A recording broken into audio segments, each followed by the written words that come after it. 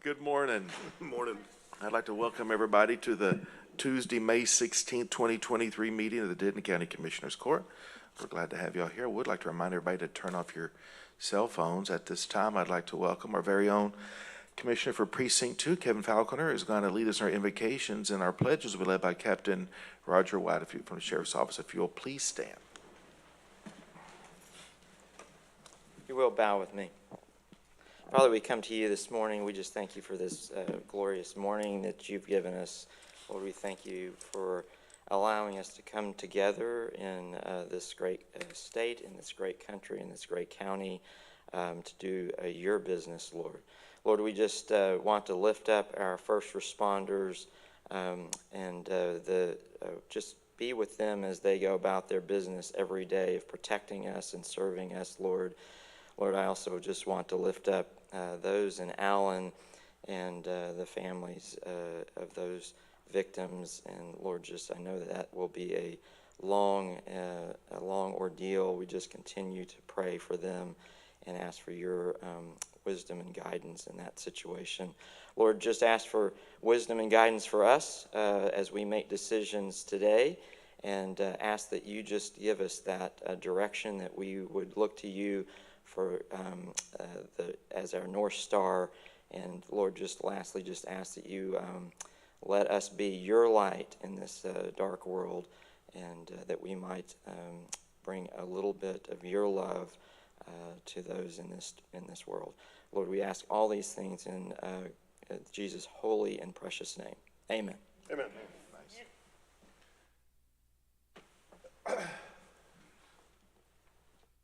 Please join me in the pledge allegiance to the United States flag and the flag of the great state of Texas. I pledge allegiance to the flag of the United States of America and to the republic for which it stands, one nation, under God, indivisible, with liberty and justice for all. Honor the Texas flag. I pledge allegiance to thee, Texas, one state, under God, one and indivisible. Thank you. Well, thank you, Commissioner, and thank you, Captain. All right, let's go to item 1 for items not listed on the agenda. We do have one registered presenter this morning. We have Mr. Willie Hudspeth from 623 Newton.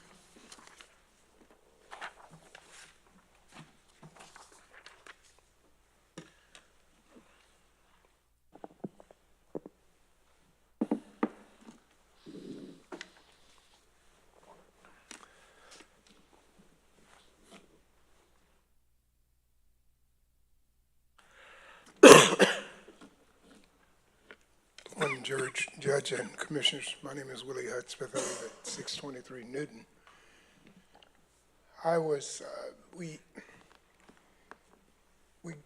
We talked to our children yesterday about a living will. We wanted to tell them what it was that they would get and how it would be divided. And it really hit home with me. I thought, ooh, boy, one of these days I'm probably going to die. And I didn't like that feeling too much. And my kids were all sad thinking about it, but it's better if you plan it before you get there or after it. You need to plan. So we talked about some things, and we did tell them that if anybody disagrees and they don't like what has been decided, they will be cut off with nothing. That'll stop that. So they get nothing. But the reason I bring that up is that I felt really good after leaving the court last Tuesday after what the judge said. I'm thinking we might get to a point where we can recognize those people. We might. He told me some things that he told me before, that this is not the place to do that. But I get so upset and angry with the fact that nothing's going the way I want it to go, and I'm being ignored, I think. But he assured me just in his statement last time that, no, there's some things we can do, but you got to do your part and do it correctly. So he's right. it pains me to say when the judge and you commissioners are right. It hurts right here in my throat area to do that. But sometimes you're right. Sometimes you are right. And you just have to go through the procedure. I saw that in talking to my kids and how they didn't like the fact that some of the kids are wayward. I have 7 kids. 2 of them haven't gotten things figured out yet. They still are just, they need help, need prayer. And so they didn't agree with what we were going to do. And so it reminded me of me and you guys. So I'm going to try, but if you ignore me, I'll go back to the other Willie, the one who thinks he's not going to die. So I just want to say I appreciate the fact that you are thinking about doing it. I'm going to go talk to Peggy, and then we'll just go from there. Thank you for the time. Thank you, Mr. Hudspeth. And I had a great visit with Peggy last week after our meeting, and she's pulled together some stuff, and she's excited to visit with you. So she's expecting your call. So, All right. thank you. Yes, sir. I got her teed up for you. Thank you, sir. Thank you, sir.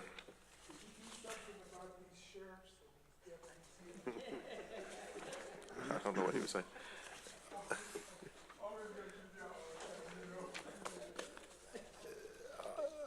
John, if you'll come forward, John Cabrales let's go to item 3A. This is approval of a proclamation recognizing New Fairview's 50th birthday and any appropriate action. And good morning, John. Do you want to introduce our guests? Good morning, Judge, Commissioners Court. My name is John Cabrales. I'm the City Administrator for the City of New Fairview. Yes, a portion of our city is in Denton County, and a portion of it is in Wise County. I have with us today Brooke Baller. She is our City Secretary and has been there for 4 years? Yes. 4 years now. Great. Good. Well, we're glad to have y'all here, and I think it's important that we acknowledge the different significant milestones, and I'm glad that you reached out to us about this. I can't believe it's been 50 years since their incorporation. So this is a court proclamation recognizing New Fairview's 50th birthday. And whereas the city of Fairview was incorporated on May 21st, 1973, with the results of the May 19th, 1973 election being 32 votes for and 8 votes against incorporation. And whereas the first city officers election was held on June the 16th, 1973, and the duly elected officers were Mayor T.L. Dobson Jr., Marshall B. S. Carter Jr., and Alderman Joe Thurman, Charles E. Stewart, John Griffith, Roy Montgomery, and Jerry T. Miller. And whereas the Fairview name comes from the fair view of the prairie that early settlers had from the tops of the numerous hills in the city, and the name of the city was changed to New Fairview in 1999. And whereas settlers moved here from Illinois and started a small cemetery at the intersection of what is now FM 407 and FM 2264 during the late 1800s, whereas a piece of land adjacent to the cemetery was donated to begin a one-room school, a church was soon added to the location, and this became the heart of the city. And whereas the combination of an ideal location, strong Texas economy, and staggering population growth has resulted in New Fairview seeing a 31.2% growth rate from the 2021 to the 2022 for an estimated population of 2,060, making it one of the top 10 fastest growing cities by percent in the region. Now therefore be resolved, the Denton County Commissioners Court does hereby recognize May 21st, 2023 as New Fairview's 50th birthday and wishes only the best in the many years to come. Done in open court this is 16th day of May 2023 upon a motion made by Commissioner Edmondson. The chair will second. Commissioner, do you have any comments? Hi, New Fairview. I always wonder what kind of happened to Old Fairview. But welcome and happy birthday. It's Thank a you. wonderful community, John. Good to see you again, and thanks so much for all y'all are doing. We appreciate you. Thank you. And you'll have an upcoming celebration, don't you, John? You want to tell us about Yes, that? sir. We'd like to invite everyone from Denton County, everybody in the audience, this Saturday at our municipal complex, which is 999 Illinois Lane, or known as FM 407, from 6 to 8. We're going to have some good old Texas barbecue with all the trimmings. We've got the food, the ice cream truck coming in from Justin. some music, some cornhole, some bounce houses, just a good time to celebrate. That'd be great. Good, Did you know thank today is National Barbecue Day? I did not, but I I learned think that how on Good appropriate. Morning America. I thought it was every day. In Texas, it's every day. That's right. I love that. That's a great thing. All right, well, we will, any other comments from any of the members? All right, we have a motion and a second. All in favor, say aye. Aye. Any opposed? Motion carries unanimously. Congratulations and happy birthday. Thank you very much. Thank you.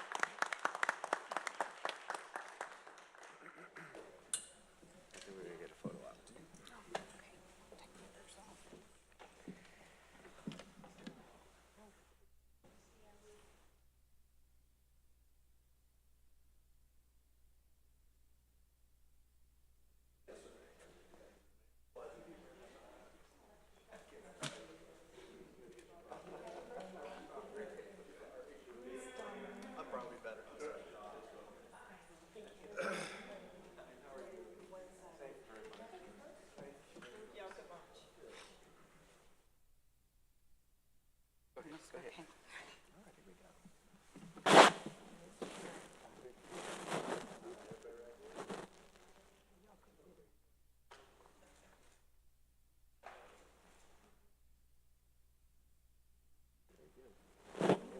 Congratulations again. I'm out of town. Thank you. Thanks, John. I can't be there because I'm out of No, town. I understand. Thank you, Judge. All right. Good to see you as well. Take care.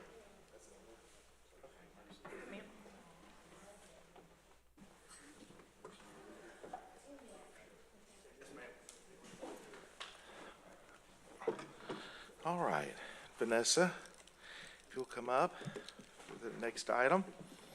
Let's go to item 3B with Vanessa Sims with us. This is approval of a proclamation recognizing National Military Spouses Day in any appropriate action. Good morning. Good morning. Glad to have you. Thank you. I'll read this proclamation. This is a court proclamation recognizing May the 20th, 2023 as Military Spouses Day. And whereas Denton County salutes the American military spouses who have courageously and honorably served alongside and supported the military on behalf of our nation. Whereas National Military Spouse Appreciation Day is a presidentially approved holiday that is traditionally celebrated on the Friday before Mother's Day in May. And whereas America's military spouses are the backbone of the families who support our troops during mission, deployment, reintegration, and reset. And military spouses are silent heroes who are essential to the strength of the nation, and they serve our country just like their loved ones. Whereas on Military Spouse Day, we pay tribute to these extraordinary individuals who strengthen and enrich our fighting forces, our communities, and our republic. And whereas Thou Art My Sister's Ministries, American Legion Hall Senior Center, Five Star Pools, and Friends honor and commemorate the profound sacrifice of military spouses past. And whereas on this day, Denton County commemorates the service of military spouses, and we honor them and their families for their remarkable sacrifices and outstanding contributions to our nation. And now, therefore, be it resolved that the Denton County Commissioners Court, Denton County, Texas, proclaims May the 20th, 2023 as Military Spouses Day in Denton County and encourages all residents to recognize the courage and contributions of the military spouses who have proudly served our great state and nation by doing their part to protect our land, people, freedoms, and legacy. Done in open court this is the 16th day of May, 2023, upon a motion by Commissioner Edmondson, second by Commissioner Mitchell. Any discussion? Commissioners, did y'all want to say anything? Yes, I just want to Go ahead. thank you, Vanessa, for always bringing this forward. Sorry, my mic. Always bringing this forward to us and all that you do for those military spouses. And I've had the opportunity to come to one of the events, and you really take care of the people. Thank you. A lot of times that the wives do not get recognized, especially in public. And I just want to be sure that everyone know that without the wives backing their spouses, sometimes things don't get done. So thank you for all that you do, and thank you for your participation in this event. And I know you go through a lot, you get a lot of donations, and she still takes some donations, if anybody want to give some, Yes. to get this done. I'm sorry I can't make it this month. We've got a church event that I have to go to that we're hosting. But thank you, appreciate all you do and your family and all these military wives, all that they do. Spouses, Commissioner Edmondson. Years ago, I heard a saying, and I really, really believe it. They also serve who stay and wait. That's what you all are doing. And it's not just wives who are Right. waiting. We have women in the military whose husbands are waiting for them. And I think it's very important that we recognize the sacrifice, the hardship that it puts on those who are back here, taking care of business at home while the spouse is off defending our country. So thank you very much. I'm so proud to be able to recognize you all. Anyone that wants to? Vanessa, thank you. I echo the commissioner's previous statements. Thank you for bringing this forward every year. And I'm sorry I can't attend y'all's event as well, but thank you for bringing highlight and having us remember about the sacrifices that the families make as well. I think that's very important. So thank you. All right, did you want to say anything? Yes. Thank you, This ma'am. year, our event will be at the Texas Veterans Hall of Fame Museum. That's in the Denton Triangle Mall. So if you all haven't visited that museum, please come by. It's at 1:00 p.m. Please stop by and visit the museum. It's a great museum.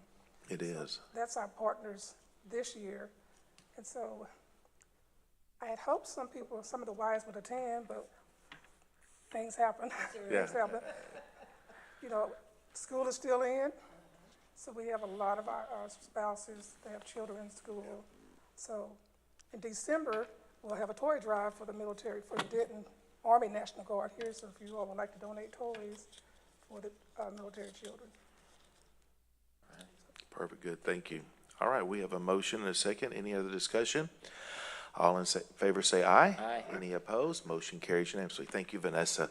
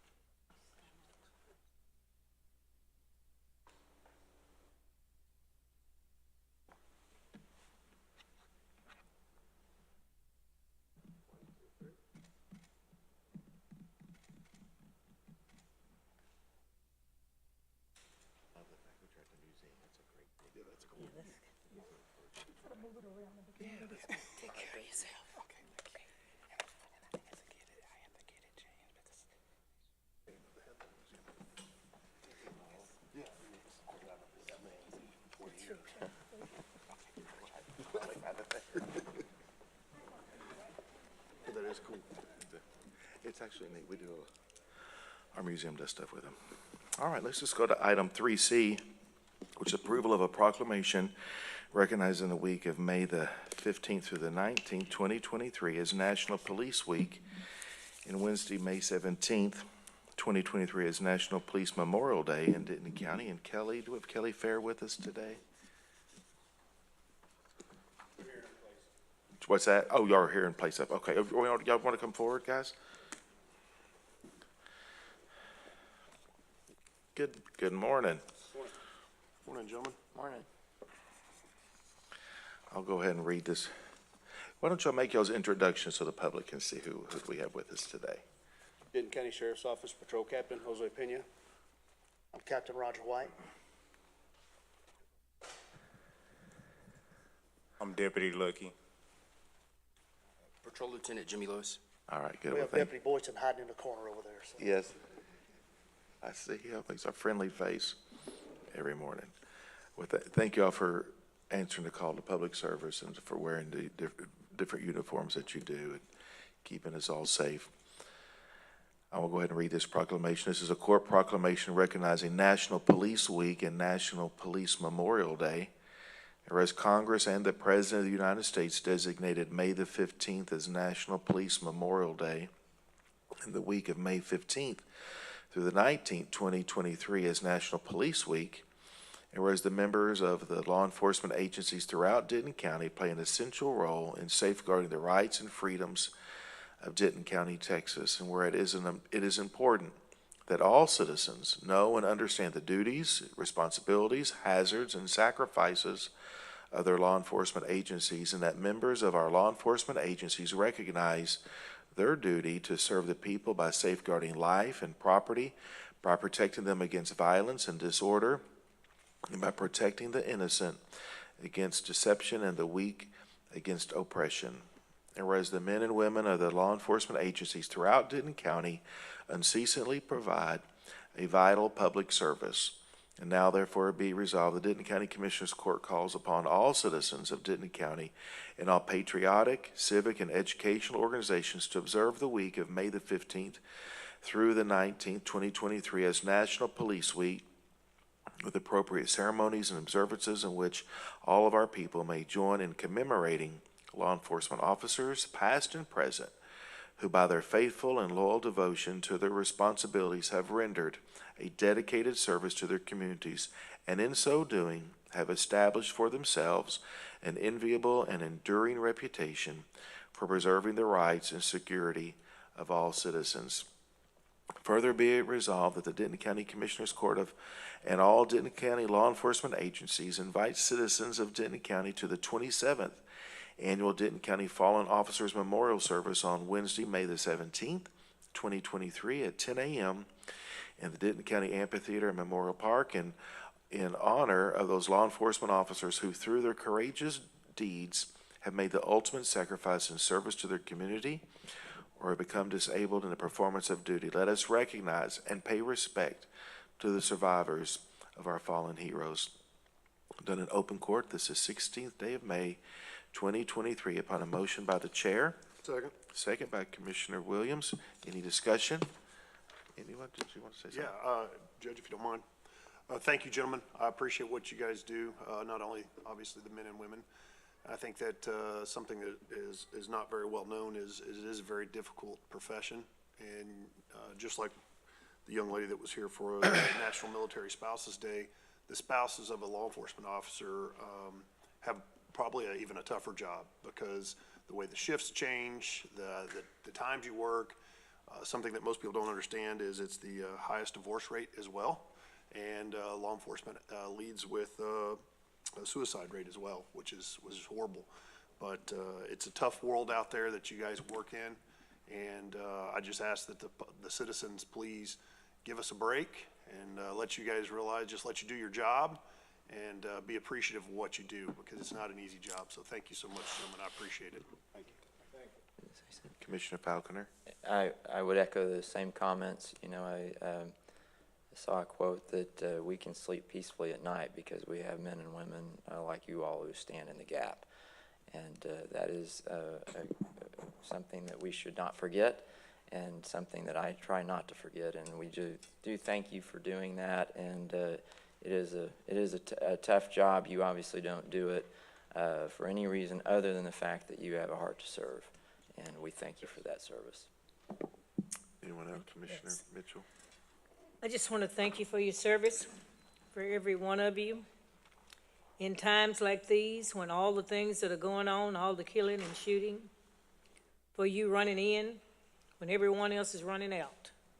I want to thank you because you put your life on the line every day for citizens, and you get slammed every day by citizens.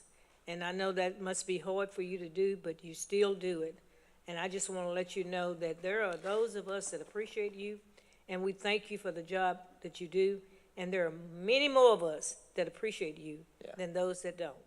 So keep up the good work, and may God bless you. Thank you, Commissioner. Thank you. I say amen to that, Commissioner.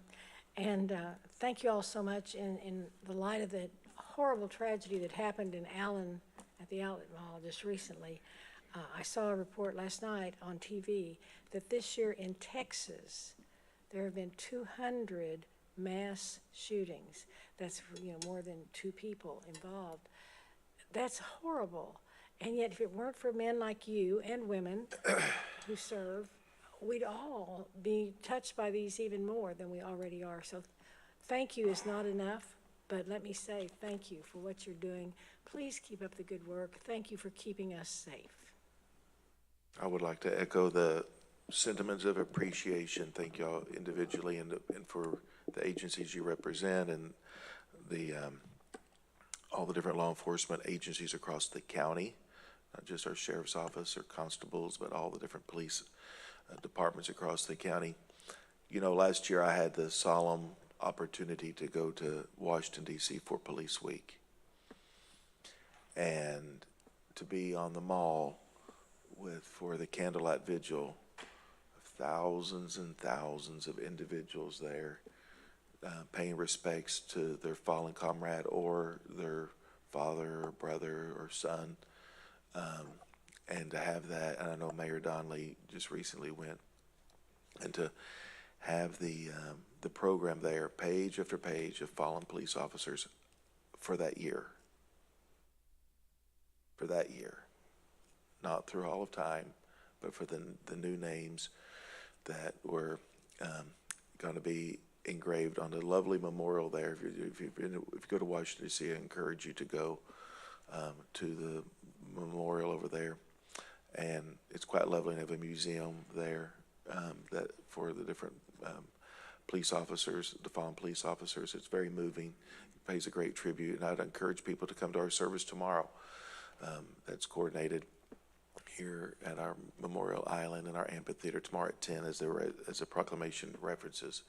And I want to thank our facilities department for working on the memorial and for their efforts on that. Thank you, Dale and company, and Holly and Jody for working on that. It's a great service tomorrow, and I'm excited for us to be able to take that time once a year to pay a reflection on their sacrifices here across the county. So thank y'all. All right, we have a motion and a second. Any other comments? Would y'all like to say anything, gentlemen? I would just like to thank you on behalf of the men and women of the Denton County Sheriff's Office and really law enforcement officers across the county. Thank you for recognizing us during this time. If you can, come tomorrow to the memorial so we can really honor those that have given that sacrifice. So thank you very much. Thank you. Thank you. All right. All in favor, we have a motion and a second. All in favor, say aye. Aye. Any opposed? Motion carries unanimously. Thank you. Can't talk.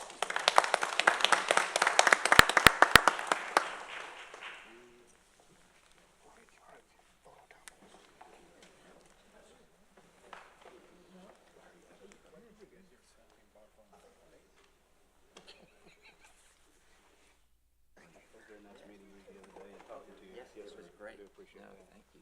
Thanks for what you do. No problem. Appreciate you. Hey. Yes, ma'am. How are you? Good to see you again. How are you? You probably got one In the car. Good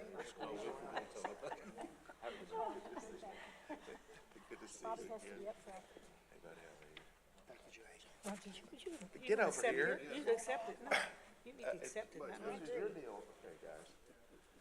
That's one good thing I got. You got everybody in there? Yes, we're good.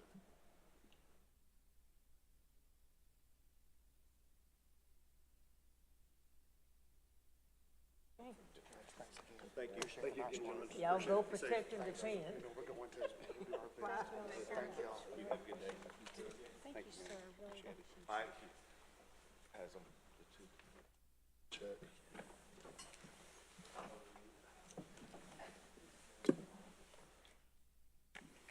He's hanging out over back there.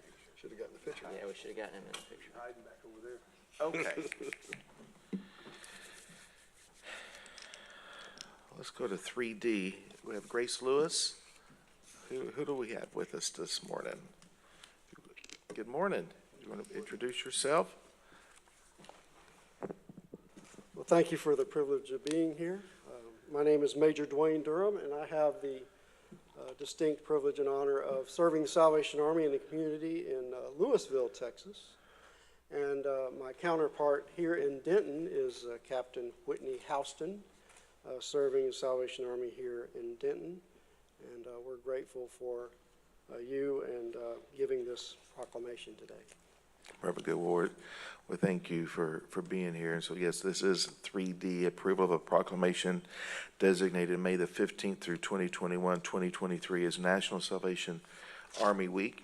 And whereas the Salvation Army has been serving the physical, emotional, and spiritual needs of the people of North Texas for more than 130 years. And whereas the Salvation Army is present in Denton County wherever the need is greatest, especially during times of crisis, where vulnerable citizens are more at risk of becoming homeless, hungry, or spiritually tired. And whereas the Salvation Army invites the people of Denton County to, quote, love beyond and help the organization continue to provide life-changing aid to those who need it the most. Whereas it is fitting and proper on National Salvation Army Week to recognize the tremendous impact of philanthropy, volunteerism, and community service in Denton County. And whereas National Salvation Army Week is an opportunity to encourage citizens to serve others with their resources and time during this difficult period many of us are experiencing. Now, therefore, be it resolved, the Denton County Commissioners Court does hereby proclaim the week of May the 15th through the 21st of 2023 as National Salvation Army Week, and we call upon all citizens to encourage one another to give back to the community in a way that is personally meaningful. Done in open court this is 16th day of May 2023 upon a motion made by Commissioner Mitchell, second by Commissioner Edmondson. Well, I want to thank you on behalf of the residents across Denton County. Dawn and I were talking this morning about our different COVID relief efforts and so forth, and we just really appreciate y'all's partnership. This is one of the many things that comes to mind when I think about the Salvation Army and us going down there, Dawn, remember that, and providing them checks and lots of food and so forth. And so I really want to, and y'all really partnered with us through a difficult time with y'all's agency as well.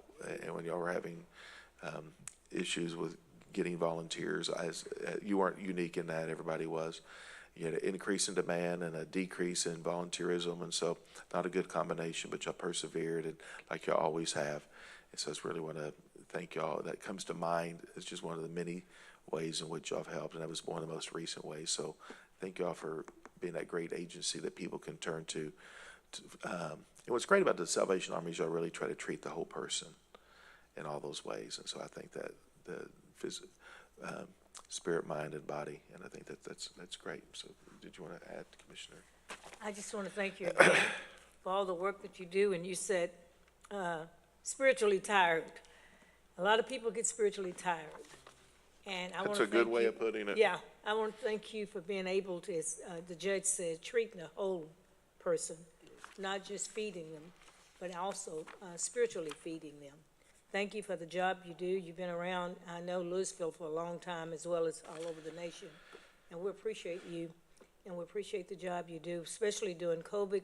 I know it was tough for you all, people needing more than giving during those times. And so thank you for continuing to stay and continue to help people, those that need it, because we still have people that need things. Right. Yeah, and I know y'all are still serving every day. And I'm glad you've got a larger location that you'll be able to spread out a little bit more and even do more. Thank you so much. All right, Commissioner. I agree with Commissioner Mitchell as always, and thank you so very much. It's not easy being a warrior for the Lord, and we thank you for doing that and for making our society better just by your very existence. So thank you, and keep up the very, very good and important work. All right, did you add any other comments? Okay. Well, you all had said it pretty well. Thank you so much. Again, we thank you for your support. We thank the community for support. And just one word of, I think many people do know that we're more than bell ringing at Christmas. However, at Christmas time, during the fall of this coming year, please, yes, look for that register to ring. Get online there and register yourself. But thank you for those who have supported us. And, we have a footprint across North Texas. Mm-hmm. And here in Denton County, of course, 2 locations from which we serve here in Denton and then, of course, in Louisville. And I would say about Louisville, we're hopeful that our renovation to better serve, even in a greater way, would be finished at 880 Fox Avenue by August, and so we will certainly be sending out an invitation for you to come and check that out. So thank you all so much for your generous support. And of course, you can always check us out online, SalvationArmyNTX.org. Thank you so much. Perfect, good, thank you. All right, we have a motion and a second. Any other discussion? All in favor say aye. Aye. Any opposed? Motion carries unanimously. Congratulations. Thank you.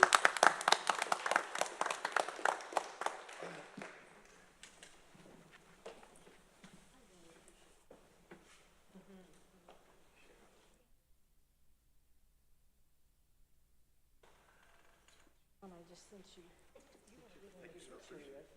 You want to get in the picture? Thank you so much. All right, here we go. Let's scoot over so we there we go. Done this plenty of times.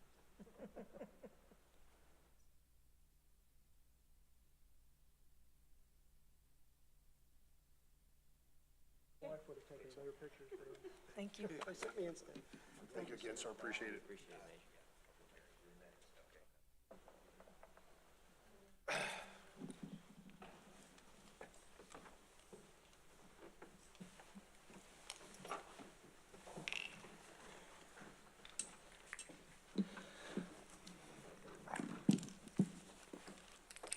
All right, very good. We'll come back to the COVID-19 pandemic presentation. Let's go to item 4, which is a public hearing on May the 16th, 2023 for the replat of Arrow Village, lots 1 through 4, Block A. This is 16.747 acres located in Commissioner Precinct 1. Do we have a motion to open the public hearing? Moved open? We have a motion by Commissioner Williams, second by Commissioner Edmondson. Any discussion? All in favor say aye. Aye. Any opposed? Motion carries unanimously. All right, we are in our public hearing. We do have an opportunity to speak. Is there anyone in attendance wishing to speak in favor of or opposed to the replat of Arrow Village, lots 1 through 4, Block A? Anyone wishing to speak in favor of or opposed to the replat? All right, hearing none, do we have a motion to close the public hearing by Commissioner Williams, second by Commissioner Falconer. Any discussion? All in favor say aye. Aye. Any opposed? Motion carries Move unanimously. to approve? Now we have a motion to approve the replat, and we have a motion by Commissioner Williams, second by Commissioner Falconer. Any discussion? All in favor say aye. Aye. Any opposed? Motion carries unanimously. Thank Thank you. you, Judge. All right, gentlemen, you're good. You bet. Thank y'all for gentlemen, being coming. here. Appreciate it.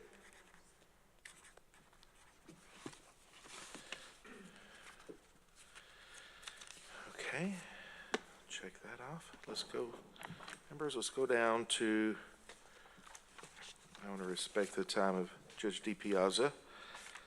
Let's go down to 8A. There is a report from Human Resource regarding hiring actions of elected officials. This is presented for recording purposes only.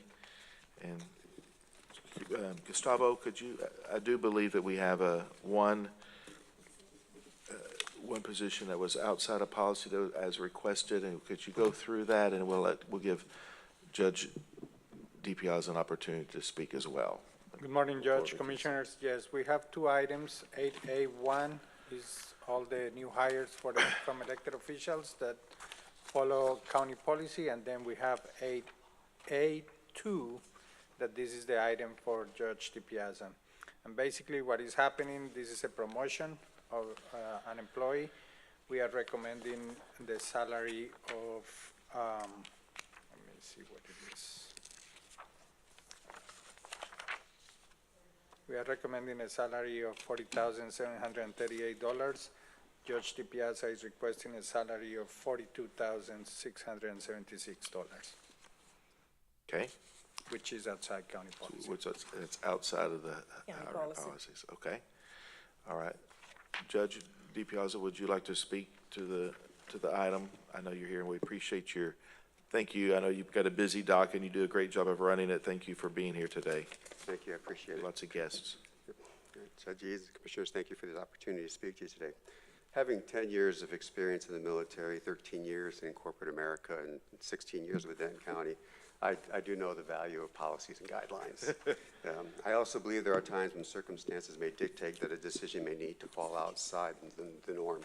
and I believe this is one of those times. I want to promote Claudia Gutierrez from Deputy Clerk 2 to Deputy Clerk 3. With this promotion in the Justice Court, there comes a substantial increase in responsibility. There are times when the person in this position will be responsible for the supervision of all court operations and the 3 other clerks in the JP office. The current Denton County policy guidelines only allow for a 4% pay increase for her, which amounts to only $87 a paycheck. I do not believe that this is a just wage increase for the work and responsibilities that I will be placing upon her.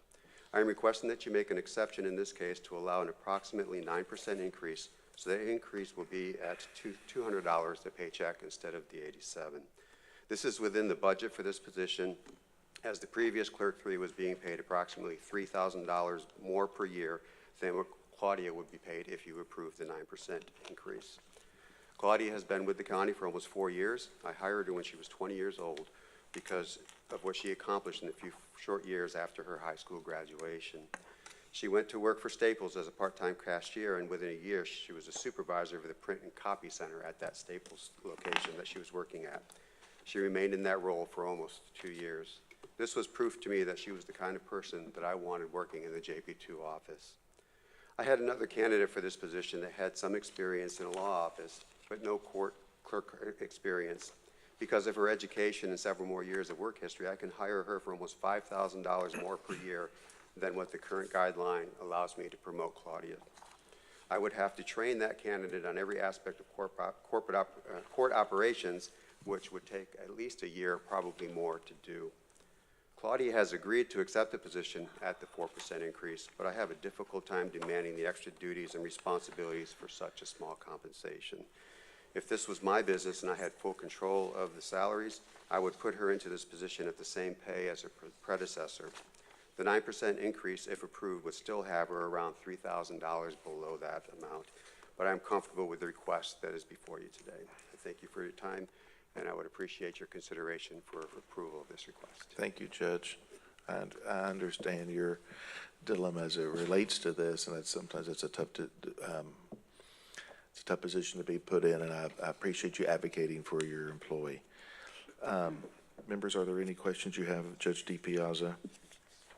I was just like to say that, yes, I do appreciate you advocating for your employees, but so does every other elected official that comes in and advocate for theirs. And if we change the policy every time someone come in and decide that they needed to pay more than the policy would go away. The time to do that is at budget time, when we can work to change the policy itself if you want to change. I am not going to be in favor of this. I know you have dedicated employees, and I appreciate you and your advocating for those employees, but I'm not going to be in favor of going outside the budget policy. Go right ahead, sir. So I too have been in the public sector, or private sector I should say, for a long time, and I can appreciate where you're coming from. It is very difficult to put a specific number on an individual or a position. You know, you'll have ranges that you'll have and variances, and anytime you have somebody that's got experience outside and experience inside, you have to look at that 2 different ways. And for me personally, to train someone is more expensive in the long run, because that means somebody has to take time away to train that individual. So you look at it from a financial perspective. I think that, you know, and again, I totally understand everybody else's perspective up here, but I can't disagree with you with unfortunately the way our policy is. It does handcuff us on how we do our hiring and how we take care of our people. That in some situations, absolutely it's merited, and in some situations I can see where it's not. But with what you've explained to me and how you've proposed it today, I have a hard time not agreeing with you. So thank you for coming in. I appreciate it. Commissioner Edmondson.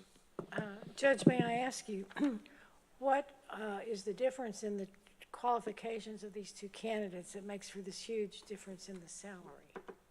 The Clerk 3 position is a supervisory position. Okay. They don't have clerks reporting up to them, but when the chief clerk and the judge are gone, they are in full responsibility for the operations of the court.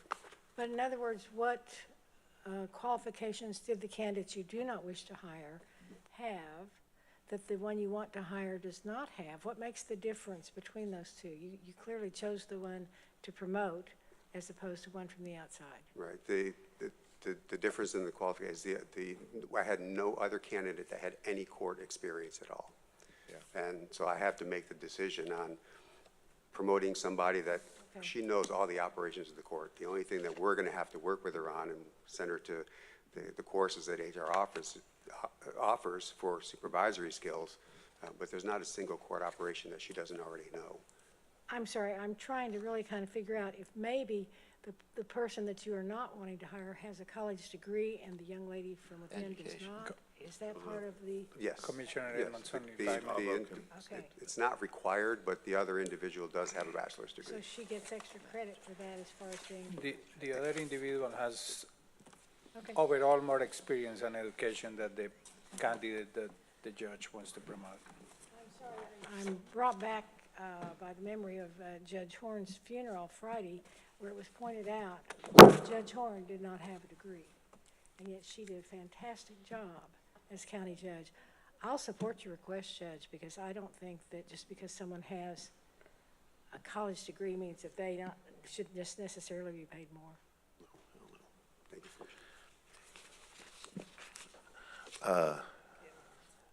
Did you want to speak? If you don't mind, Judge, thank you for coming forward and advocating. Like Commissioner Mitchell, I believe we have policies for a reason. We talked a little bit about that. I respectfully might argue that we may need to review these policies because what we've just seen here is I think there's times where it is an undue burden and handcuffing of those who we have working here in the county. So I would agree that I don't like having to override policy, but I think you made a great case that this is one of those situations that makes sense. Well, that's fine. I disagree, and I do believe that the HR looked at two different paths. One would be promotional guidelines or a new hire, and work to give this applicant the higher of the two to champion and advocate for the employee. And so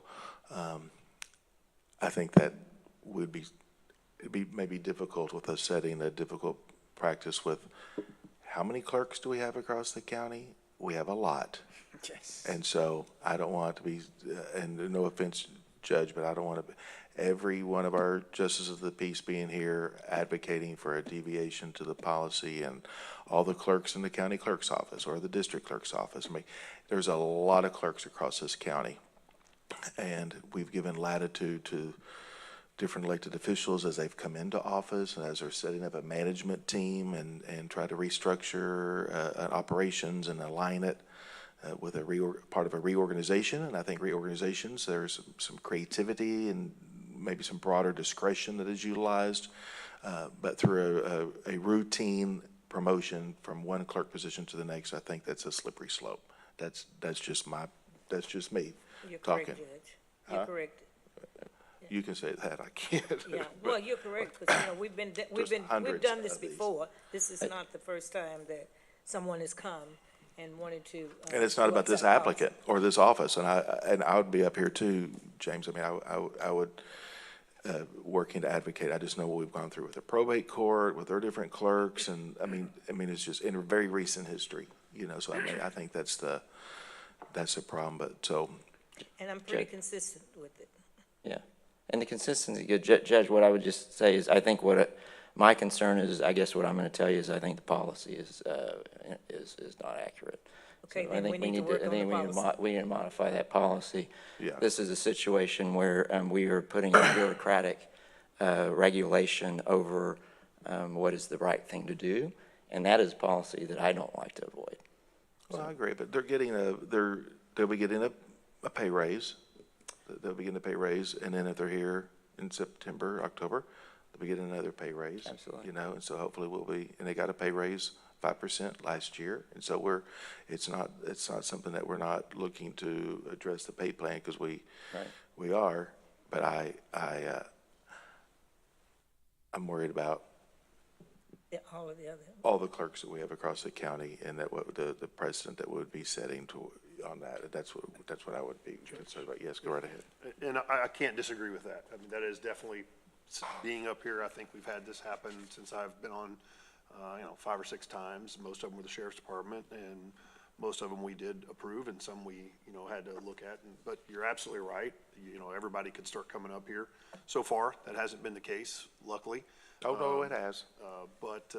Well, since I've been here Since you've anyway, been here. which is a short period of time. But nevertheless, I look at it, you're looking at giving this young lady the position from somebody that's left. And actually, you're gonna be saving a little over $3,000 a year, in that position on the financial side. So, I look at it, it's two separate situations. One is a policy issue that we have to address on our side, and then one's just the business perspective of it. And on the business perspective of it, it makes sense for me.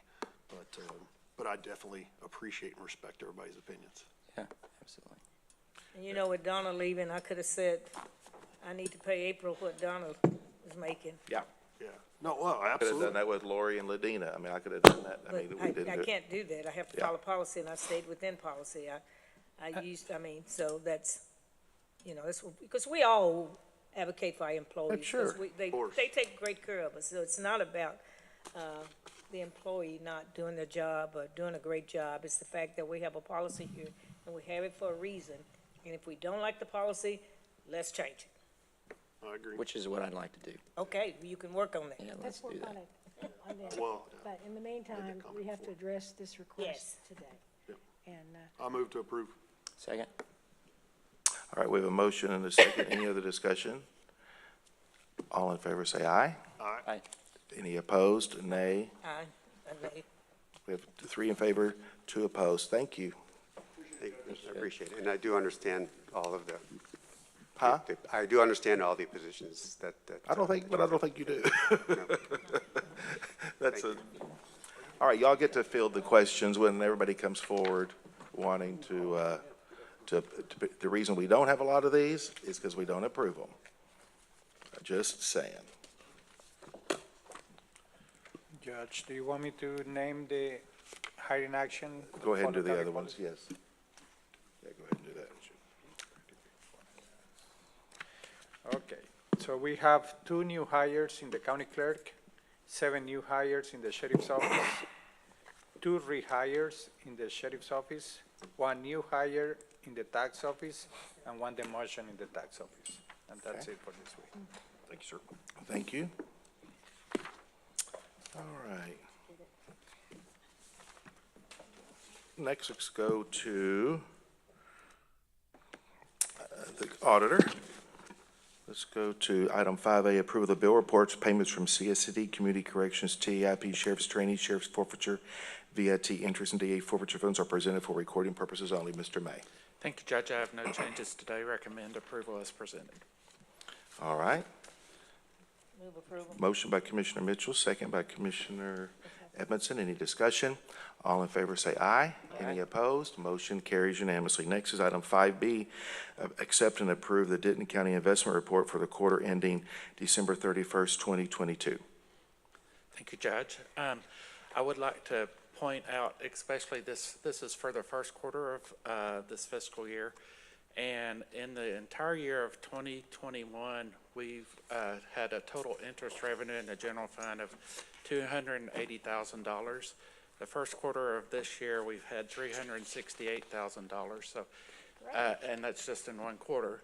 And that's what happens when the interest rates change in the market. And so I do expect our interest earnings to exceed my estimates from last year. So it's hard to predict what's going to happen in the future. A couple of weeks ago, the Fed, or it was last week, the Fed just raised the federal funds rate again. And I'm expecting that, from what I'm hearing, when I look at my crystal ball, it's to kind of level out, but you never know. So, but I just want to emphasize, by law, our top priority is safety of principal, and so we're not ever going to lose money, but we are very cautious about what we do because of that safety of principal. So, do you have any questions? Members, do you have any questions? I All right. Chair will move to approve. Second by Commissioner Falconer. Any discussion? All in favor say aye. Aye. Any opposed? Motion carries unanimously. Next is item 6A, approval of renewal of RFP 202601, medical laboratory services for jail and public health to LabCorp and any appropriate action. Move to approve. Motion by Commissioner Williams, second by Commissioner Falconer. Any discussion? All in favor say aye. Aye. Any opposed? Motion carries unanimously. Next is item 6B, approval renewal of bid number 21-2635 HVAC full service maintenance agreement to CEC Facilities Group LLC and any appropriate action. Move approval. Motion by Commissioner Falconer. Second by Commissioner Williams. Any discussion? All in favor say aye. Aye. Any opposed? Motion carries unanimously. Next is item 6C, approval of the purchase of 45 days of Siren Software Professional Services from Carasoft Technology Corporation, amount of $71,052.75 through the Texas Department of Information Resources Cooperative Contract DIR TSO 4288. I'll move approval. Motion by Commissioner Edmondson, second by Commissioner Mitchell. Any discussion? All in favor say aye. Aye. Any opposed? Motion carries unanimously. Next is item 6D, approval of specifications and authority to advertise for RFP 232757, Federal Wage Compliance Monitoring and Appointment of an Evaluation Committee to include Eric Gildersleeve, Project Administrator, Michelle Brewer, Chief Administrator for County Administration, and Lansing Padron for Grant Accounting Manager, and any appropriate action. The Chair move for approval. Second by Commissioner Mitchell. Any discussion? All in favor say aye. Aye. Any opposed? Motion carries unanimously. Next is item 6E, approval to contract with CBS Roofing Services for roofing repairs at the courthouse on the square in the amount of $66,226 through the Texas Interlocal Purchasing System Cooperative Contract 21060302. Move approval. Motion by Commissioner Falconer, second by Commissioner Edmondson. Any discussion? All in favor say aye. Any opposed? Motion carries unanimously. Next is 7A, approval of budget amendment request 101330 to transfer $2,761,540 from Permanent Improvement Fund unappropriated contingency to Permanent Improvement Fund land for the two commercial contracts for the purchase of 1.71 acres at the southwest corner of Rosemead Parkway and Old Denton Road, and 1.5 acres at Rosemead Parkway and Waynoka Drive in Carrollton, Texas. Any appropriate action? Move approval. Motion by Commissioner Falconer. Second by Commissioner Edmondson. Any discussion? All in favor say aye. Aye. Any opposed? Motion carries unanimously. Next is 7B, which is approval of budget amendment request 101340 for the COVID-19 RISE grant to roll over unspent funds for the fiscal year 2023 in the amount of $5,300 and to transfer $7,500 from various line items to administrative supplies for a total transfer of $12,800. Any appropriate action? Motion by Commissioner Mitchell, second by Commissioner Falconer. Any discussion? All in favor say aye. Aye. Any opposed? Motion carries unanimously. We already did 8. Item 8, let's go to 8B, approval of the creation of a temporary slot for a bar card intern for the District Attorney's Office. Any appropriate action? Move to approve. Motion by Commissioner Williams, second by Commissioner Falconer. Any discussion? All in favor say aye. Any opposed? Motion carries unanimously. Next, let's go to 10A, approval of the request to construct a private road for Arrow Village. This is lots 1 through 4, Block A. This is 16.747 acres located in Commissioner Precinct 1. Move to approve. Motion by Commissioner Williams, second by Commissioner Falconer. Any discussion? All in favor say aye. Aye. Any opposed? Motion carries unanimously. Next is 10B, approve the final plat for Sunset RV Park Edition. This is the final plat. This is lots 1, Block A. This is 9.495 acres located in Commissioner Precinct 4. I'll move approval. Motion by Commissioner Edmondson, second by Commissioner Williams. Any discussion? All in favor say aye. Aye. Any opposed? Motion carries unanimously. Next is item 10C, approval of the request for a public hearing at 9 a.m. on June the 27th, 2023, for the replat of the DGA addition. This is lots 21R1 and 21R2, Block J. This is 2.23 acres located in Commissioner Precinct 1. Move to approve. Motion by Commissioner Williams, second by Commissioner Falconer. Any discussion? All in favor say aye. Aye. Any opposed? Motion carries unanimously. Let's go to 12A. Approve the 2023-2024 interlocal agreements for shared governance, communications, and dispatch services system between Denton County, Texas, and the following agencies: the Argyle Police Department, the City of Aubrey the Corinth Police Department, the City of Corinth, Lake City's Fire Department, and Denton County ESD number 1, and the City of Sanger Fire and Police Departments. Move to approve. Motion by Commissioner Williams, second by Commissioner Mitchell. Any discussion? All in favor say aye. Any opposed? Motion carries unanimously. We'll go back and do that one in a minute. Let's go to 13B. This is approval of the memorandum of understanding between the City of Denton, Texas, and Denton County related to the U.S. Department of Justice Edward Byron Justice Assistance Grant, the JAG program for the fiscal year 2022. Move to approve. Motion by Commissioner Williams, second by Commissioner Falconer. Any discussion? All in favor say aye. Any opposed? Motion carries unanimously. Next is 14A, approval of the second renewal of the Transportation Strategic Planning Funding and Project Management Professional Services Contract between Denton County, Texas, and Innovative Transportation Solutions Incorporated, ITS, in amount of $584,700 per year, with funding in amount of $584,700 to come from non-departmental transportation consultant auditor line item 0174221040, as recommended by the Denton County Purchasing Director. Move to approve. Motion by Commissioner Williams, second by Commissioner Falconer. Any discussion? All in favor say aye. Any opposed? Motion carries unanimously. Next is 14B, approval of an amendment to the Pharmacy Benefit Management Services Agreement between Integrated Prescription Management Incorporated and Denton County, Texas, and any appropriate action. Motion by Commissioner Mitchell, second by Commissioner Edmondson. Any discussion? All in favor say aye. Any opposed? Motion carries unanimously. Next, we're going to pull 14C. We're going to pull that for today. Let's go back to the beginning. Members, are there any items you'd like to pull off of the consent agenda? Do we have a motion for approval as presented? Motion by Commissioner Mitchell. Second by Commissioner Edmondson. Any discussion? All in favor say aye. Any opposed? Motion carries unanimously. Our consent agenda today consists of item 2A, which is approval of order making appointments. Item 2B is approval of the interdepartmental transfers. Item 2C is approval of the road superintendent report for the month of April. All right, let me go through here. We will come back to the COVID. I think we got most of all the other stuff. All right, let's take a 5-minute break while we set up for the COVID for our COVID presentation. We'll recess. We'll reconvene in about 5 minutes. Thank you.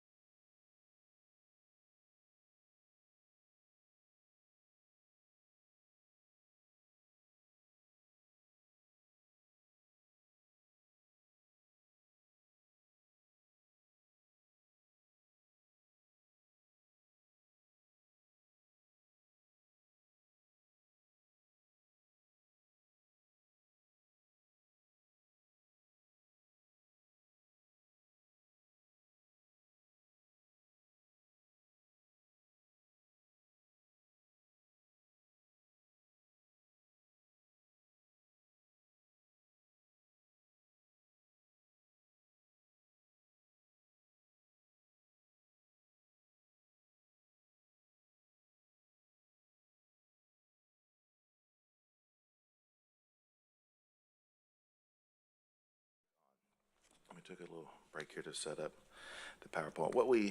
Let's go to item 3E, which is a presentation and update regarding Denton County's response to the COVID-19 pandemic. And you may have noticed, but last Thursday, May the 11th, 2023, was the federally declared end of the COVID-19 pandemic.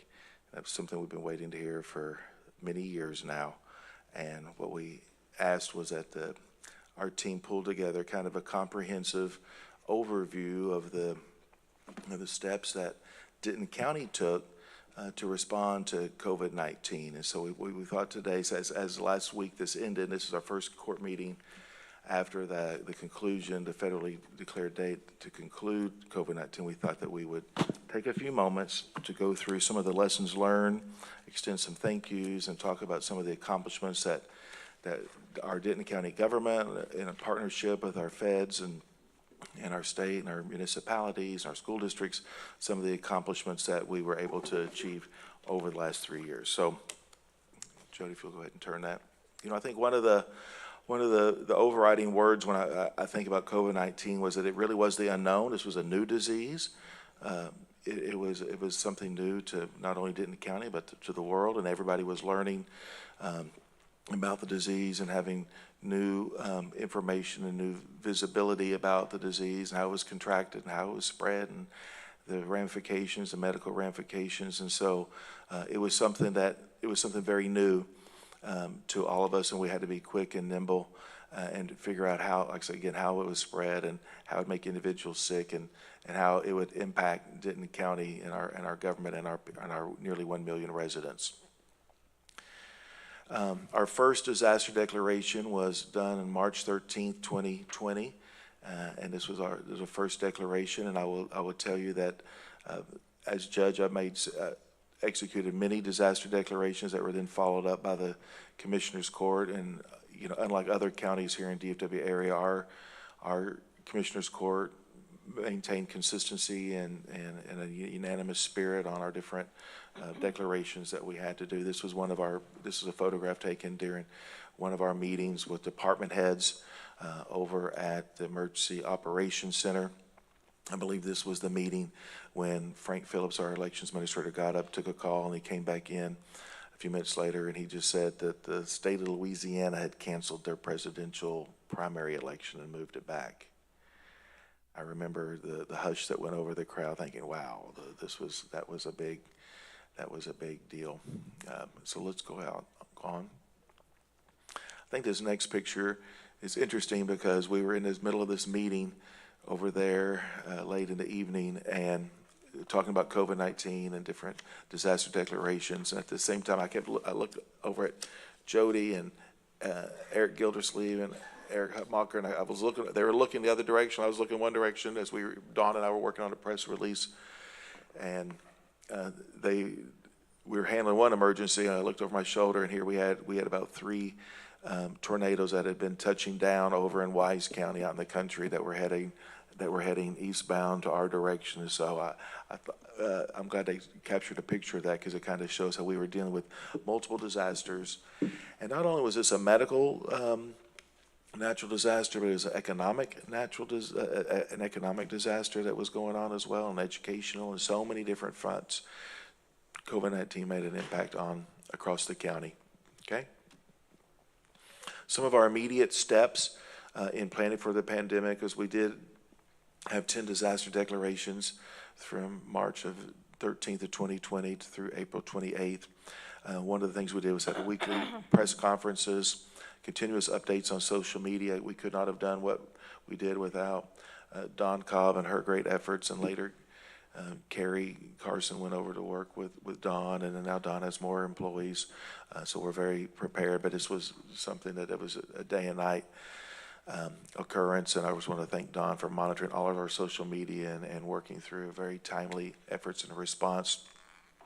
We had to develop the development of our call takers and set up a call center over for the health department, and we utilized the Morse Street building.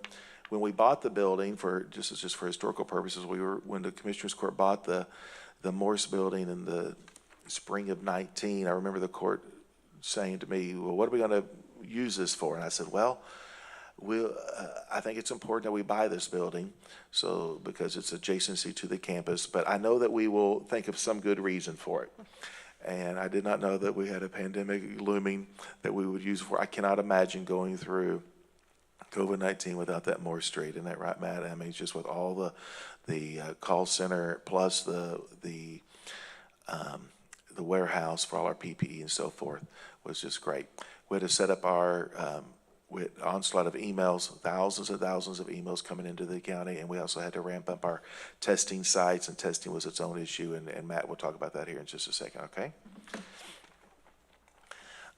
We had a core group in addition to the Commissioners Court, which was getting daily briefings, individual briefings, and briefings as a group.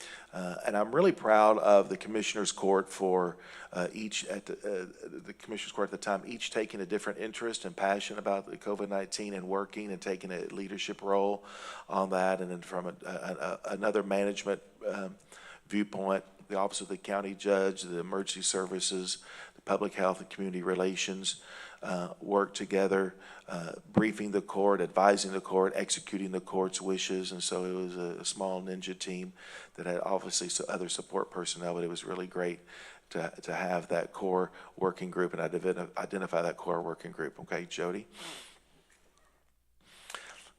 We had key partnerships across the county with weekly meetings with nonprofits, weekly meetings with our city and school districts, daily meetings, many times twice a day or all day with our core team, and on the weekends, weekly meetings with our chambers of commerce as they were trying to provide briefings to their business, the memberships, and keep a robust free enterprise system going across the county, and then weekly meetings with the department heads as necessary. So this is a great picture showing the Commissioners Court with many of our different department heads in some of those Zoom calls. We got to know our Zoom quite well, didn't we? Yeah, all right. Judge, that was the time that everyone had to learn how to use Zoom. Yes. Yeah. Oh, this early one? Yes. Yes, exactly. What is Zoom and how does it What work? is Zoom? That's right. That's right. There was a department head meeting. You know, the new disaster declarations in Denton County at a state level would lead to closures of schools, businesses, office buildings, and basically where people would gather. And I love this. This is a screenshot of some that was done over in Argyle with the different teachers saying they miss the students. And I think that was the separation from the students, from their teachers and faculty and their coaches was something that was a significant impact across the county. And you know, basically the kids left for spring break here locally and did not return to school the rest of that year. And so a lot of kids did not get closure. And in addition to for the graduating seniors especially, who didn't get to come back. Okay. I love this. This is about the Department of the Treasury. And so on April 24th, I got a call. It was a Friday. I got a call from our county treasurer, Cindy Brown, who said it was a Friday afternoon, and she said she had just gotten an alert from the bank that, and as a backstory, I'll tell you, we didn't know how much money we were to apply for, so we sent in a request that we are almost 1 million people. Here's our county government's information. We sent that off to the Treasury Department to make application for. We did not know how much money. The feds didn't know how much money at the time. We just basically registered us as a local governmental entity a couple weeks before. And then Cindy calls me and says, Andy, I got an alert from the bank that $147,733,722 had just hit our bank account from Uncle Sam. And I said, well, they obviously got our paperwork, you know, so that was a monumental moment. I'm proud of the Commissioners Court because even before those initial CARES funds came into the Treasury, we were already working on a very robust business grant opportunity that we could utilize with some funds that we'd received previously over the years. And so this is the CARES Act, and this was the early earmarking that the Commissioners Court did. $57 million for public health and safety response, $38 million for our business grants. $35 million for municipal grants. We can talk about that later. $7.3 million for housing and eviction prevention. $6 million for feeding Denton County food programs. That's how we got to know our partners at the Salvation Army that were here earlier this morning so well. $2 million for county buildings, social distancing, $2 million for nonprofits, and 1.1 for PPE for health and safety of first responders and our local nonprofits, and $670,000 for protein grants. And Don will talk about that here in just a little bit. Our local economy, this was a real priority of the Commissioners Court, that we help local small businesses who were closed through an act of the government, that they receive grants. And this was a real partnership as well with our local municipalities. And so we said to our cities across the county, to the mayors and city managers, do y'all want to do your own business grant program, or would you like for the Commissioners Court to run that? And it was unanimous across all the local jurisdictions that they said, no, we would like the county to do that, and y'all do a common application, a common process, and that we process that. I want to thank Jeff May for taking my call on a Sunday afternoon after church. I called him and said, Jeff, the court would like to do a business grant program, and if we set it all up and do the guidelines and the criteria and establishing our value system, would you administer it? We wanted to be administered by a third party separate from the Commissioners Court, so there'd be no question about who the grants were being awarded to and who qualified or not.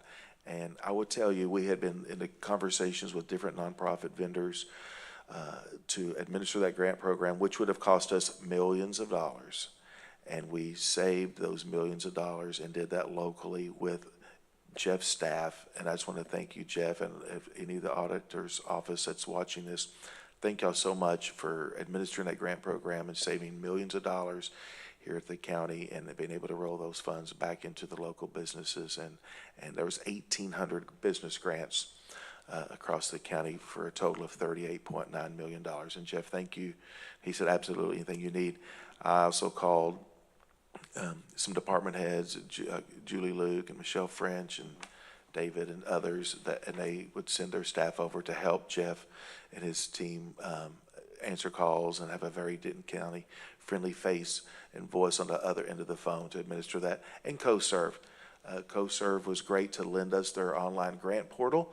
I was thinking, who has a great grant portal so people make application? CoServe.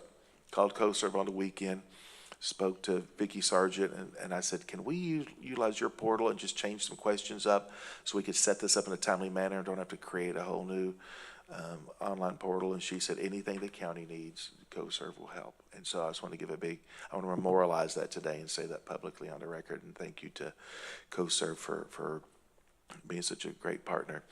These are just some photographs of some of our small businesses that we assisted, and they had to demonstrate they had a financial loss due to the pandemic. This was not just, because we realized bicycle sales, PPE, plexiglass, some of those vendors did very well during the pandemic, masks did very well. These were businesses who actually suffered a loss, and so they would get, they were eligible to receive a business grant. Okay. Cities and towns, we did a per capita basis allocation based on the population of each one of the municipalities, and so this was $35.7 million to the cities and towns across the county that we did those allocations to, so they could get that money out working as well. Okay. As I referenced earlier, the class of 2020 was looking to have their graduations canceled. And I was Matt and I and Jody and Don, we were on a Zoom call with the superintendents across the county, the 13 or so superintendents across the county. They were asking us, they were planning to cancel graduations based on the TEA guidelines, but they were wanting to look at a July graduation time. And Matt was explaining the reasons why not to do that from an epidemiology standpoint. And I was explaining that so many kids are going to be going off to the service, they're going to be leaving town, they will never be able to reunify those graduating classes. And I said, why don't we, and in the back of my mind, I remembered TMS had offered that if there's anything that we needed, that all we had to do is pick up the phone and call. And I said, hey, I got an idea. What if we did a graduations out at Texas Motor Speedway outdoors like a drive-in movie theater, and the class of 2020 could still have a graduation. And as I told, I threw that out there. I kind of held my breath and waited. Oh God, are they going to kill me? Because is this a good idea or bad? I kind of waited. About 10 seconds later, they all said, oh my God, we love that idea. We could still do the graduations. And so I called out to Rob Ramage, who's a great friend of mine. I called out there and I said, Rob, I'm going to ask you a question and you cannot say no. And so I said, can we have graduations out there? And he said, absolutely, we'd love to have graduations. And Argyle High School was the very first graduation that we had out there. And we ended up having dozens of graduations hosted at Texas Motor Speedway. And what was great, they shared that information with the other speedways, their sister tracks across America, on this idea. And so it went well beyond Denton County, and it went to racetracks. Yeah, it went to racetracks across America. That people housed their graduations at speedways, were a nice outdoor venue. So it was really, really special. So go ahead. So these are some photographs of that. Texas Motor Speedway had produced a very nice welcome to Texas Motor Speedway video, and to welcome all the graduates regardless of the high schools. Again, it was high schools across Denton County and across North Texas that had used Texas Motor Speedway as their graduation venue. And this photograph shows Kim Kardashian was one of the many celebrities that greeted all the graduating seniors for the class of 2020. Okay. Finally, I took a picture of this sign here because this was funny. I went into there was a lot of misinformation going on across America about COVID-19, and one of them was that Denton County, there was a false notion that the Commissioner's Court imposed a mask mandate, and the Commissioner's Court never did impose a mask mandate. But one evening, I went into the Pizza Hut there in Flower Mound, and there was a sign on the door. I took a picture of it. It said, "Musk marijuana by county judge mandate." And I went in there to get my pizza, and I said, "Hey, I appreciate your sentiments, but the county judge did not do a mask mandate." And they said, "Yes, they did." And I said, "No, they didn't." They said, "Yes, they did." And I said, "No, they didn't." And they said, "Yes, they did." And I said, "Well, actually, I know this because I am the county judge." And the guy goes, "No, you're not." And I said, I give up, so there was a lot of misinformation about what happened, what didn't happen around here, and Judge, what you don't know is that I handled all that for Pizza at the time, and I did that just so that you would have that. Did you do that? Thank you. I'm blaming you.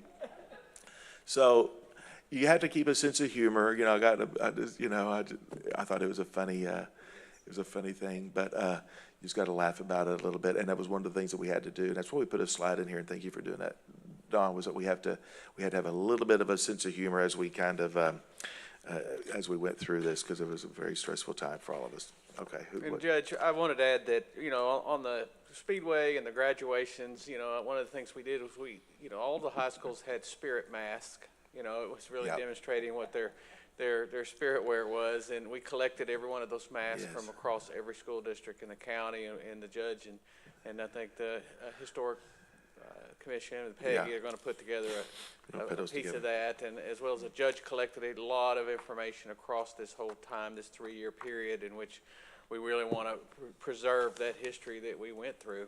It wasn't fun, but I think preserving history is very important, and we're going to try to continue that.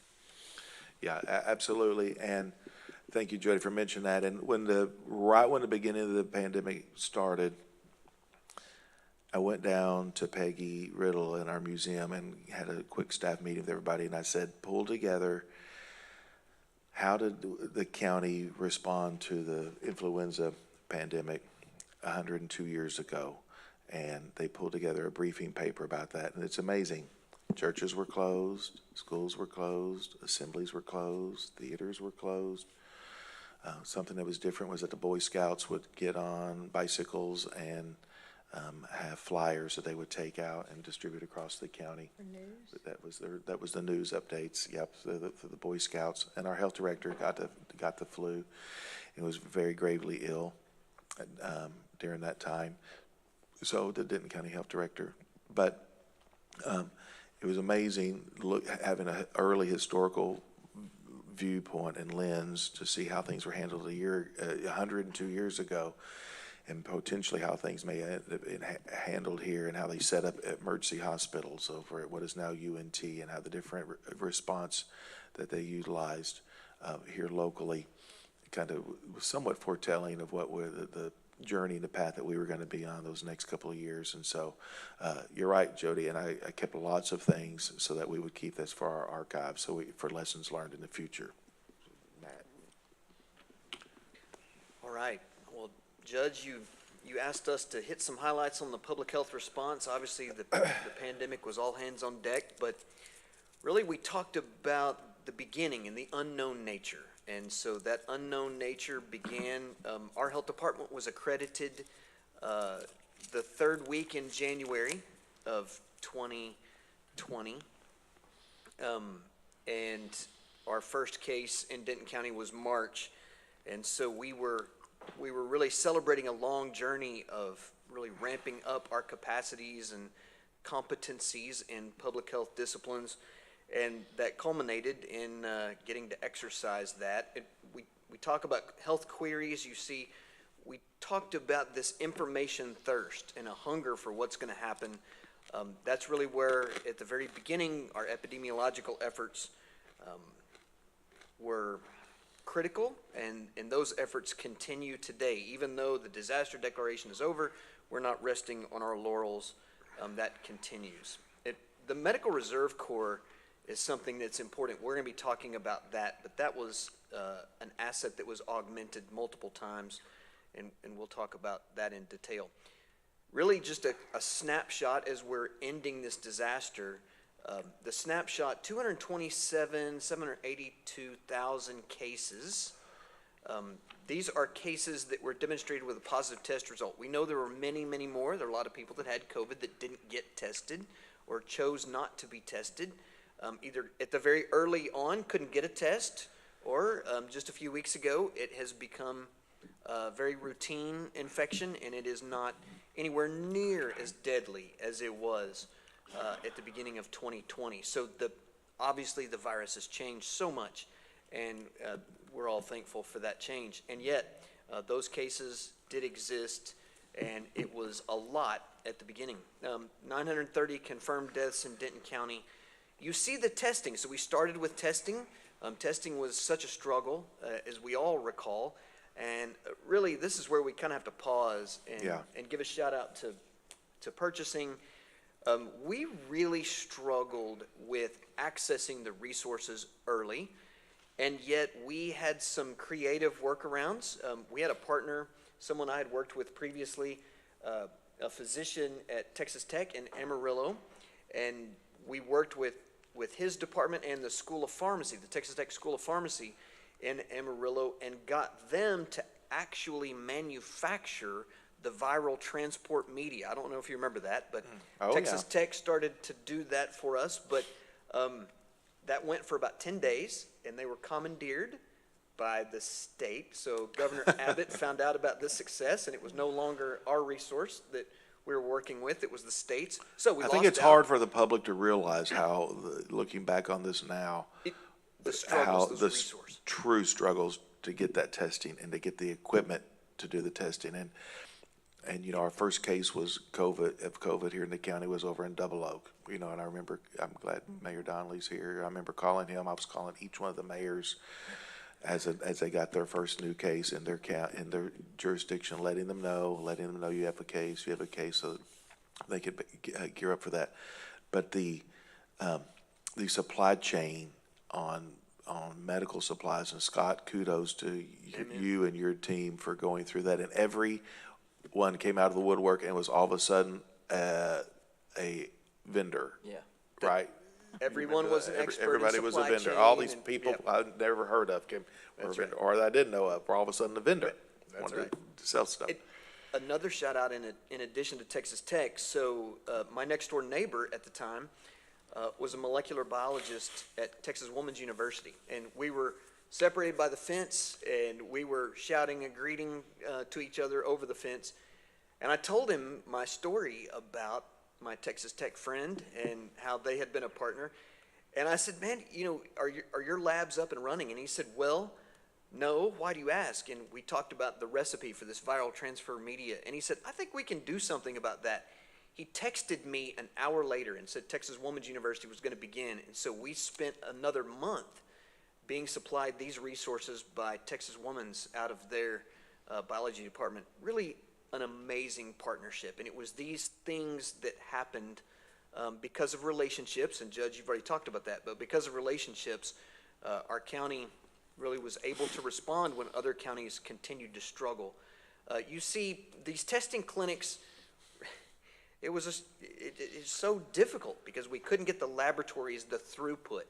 So we started in May 2020 in really massive numbers. The testing was very limited until late spring, but once late spring got here in 2020, it was full bore testing. You see 61 clinics, 12,000 tests performed. Those were free. Now that was because we had the support of the CARES funding. So it was the disaster declarations that allowed us to provide those resources for free to the public because of their tax dollars they invested. And then you see we continued that through the next holiday season, through the fall, through the winter, actually to the next spring. We had 71 additional clinics, and we actually contracted that. So before, when testing was very scarce, public health spearheaded that with public health staff.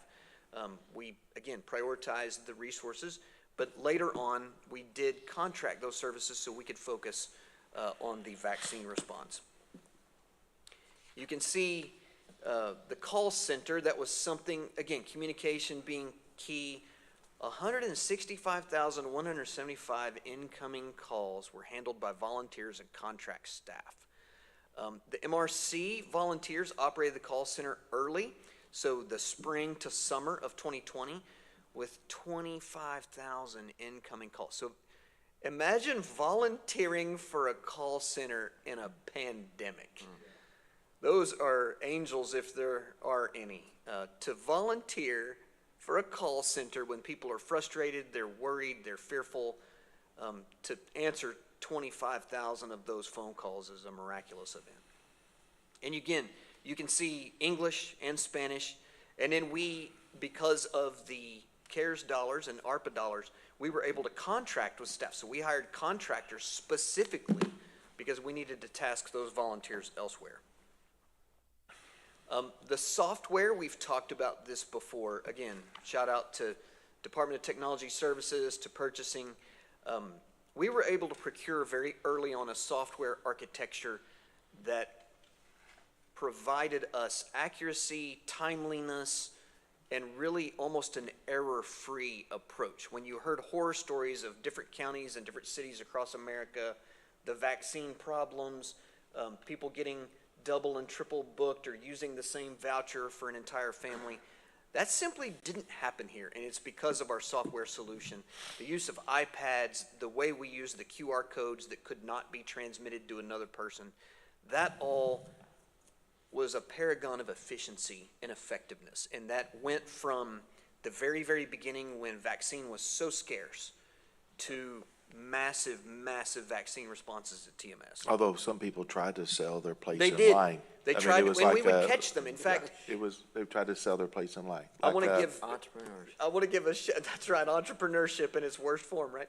I want to give a shout out to Catherine Simajway Reeves and Jennifer Romachevsky. They were really the hall monitors at our testing clinics, and they would turn people away that were cheating. And that was an unheralded event, but they would get someone who might not have been from Denton County. We would vaccinate otherwise, but they would get a second or third hand QR code, and that would not count. That was not registered to them, especially when vaccine And some was people would scarce. admit it. They would call. Oh, they would say, call us "Well, I and just say, tried." "I just sold it to somebody, right. so you need to make sure swap out their name instead of That's mine." right. And we're like, "What?" Activate it. We need you to activate their QR code. It was right. crazy. So, Well, as we talk about IT, we just got to say thank you, a big We do. shout out to the DTS. for all of their great work. Yeah. it really, that software was a key to the, Judge, you'd mentioned before, it was the special sauce. It really was. We talk about the residents who are homebound, so I want to thank the court, judge, and commissioners for your insistence that we make sure that we deal with the homebound individuals who couldn't get to a mass vaccination clinic. We also had outreach to the homeless population with Our Daily Bread and Monsignor King's partnerships. Really went above and beyond to make sure those that didn't have access could get it. We also wanted to prioritize limited access populations. So people that were less fortunate, didn't have transportation, we would go to them with mobile clinics. That was important. And then there was the idea early on about no waste. Remember when there was such a scarcity of vaccine, they were tracking single doses. We were tracking single doses, and we would have to report a dose that went to waste. And so we had ways of making sure that we could maximize every vial early on. Okay, we talk about Medical Reserve Corps. This continues to be an enduring success. Just wanted to highlight these numbers. Almost 600 volunteer shifts at the call center for almost 3,000 hours. A staggering number at the call center. Again, imagine working a call center in the pandemic. That is a difficult position. The testing clinics, 381 shifts of almost 2,000 hours for 66 different clinics. And these are people that are sick. Don't forget, at the testing clinics, people are coming in symptomatic. They're getting a test because they're ill. They're coughing many, many times. I mean, they would drive up and it would be a concern. We actually stationed a physician many times with our nurses to triage and to check on people as they drove up because they were so ill. We actually diverted some to the emergency room from a testing clinic because they were so ill. Those volunteers put themselves literally in harm's way at a testing clinic. And then we've got the vaccination clinics. Almost 9,400 volunteer shifts, 46,000, almost 47,000 hours, 140 clinics. Really, really amazing. I just wanted to mention I was part of a larger party for a graduating senior in high school. One of my daughters is graduating, and we were at this graduation party for her and some of her friends. And there were two people that came up to me. They were more mature residents of our community. They were probably in their early 70s and late 60s, early 70s. And they came up and they said, "We just wanted to thank you for this TMS effort and this mass vaccination." I thanked them. And I said, "Well, how did you go through?" And they said, "Oh, no, we were volunteers." Oh. And I said, "Well, we've got this in the reverse. I need to be thanking you."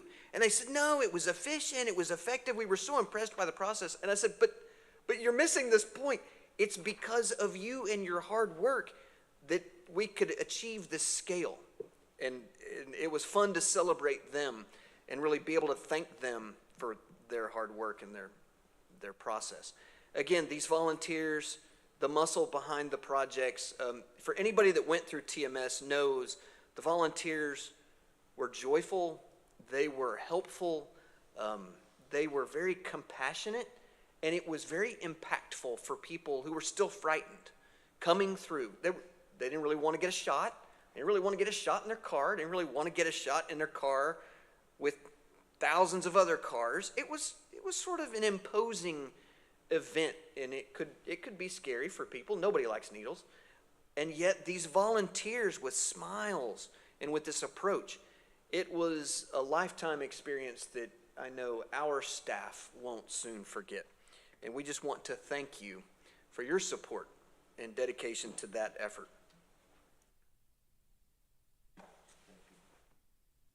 Thank you, Matt. Jody? Sure. Thank you, Judge, Commissioners. One of the things that we continue to look at is thinking big. You know, one of the only limitation that we had throughout the entire pandemic was the availability of goods and services, right? I mean, that was very limited ability, but we had to really try to think as big as we could. when we were navigating these vaccination clinics. And really, it didn't start with these massive tents that you see on your picture, or the image of the slide deck here, is that, we really started with an 8x10 pop-up tent at UNT. That was one of our first clinics starting in December. And one of the things that we, every single clinic that we had from the very beginning was a lesson learned, and having those meetings after those clinics was very important to go through the lessons learned. What can we do better? How can we better serve the community? How can we better serve each one of these people that come through our clinics?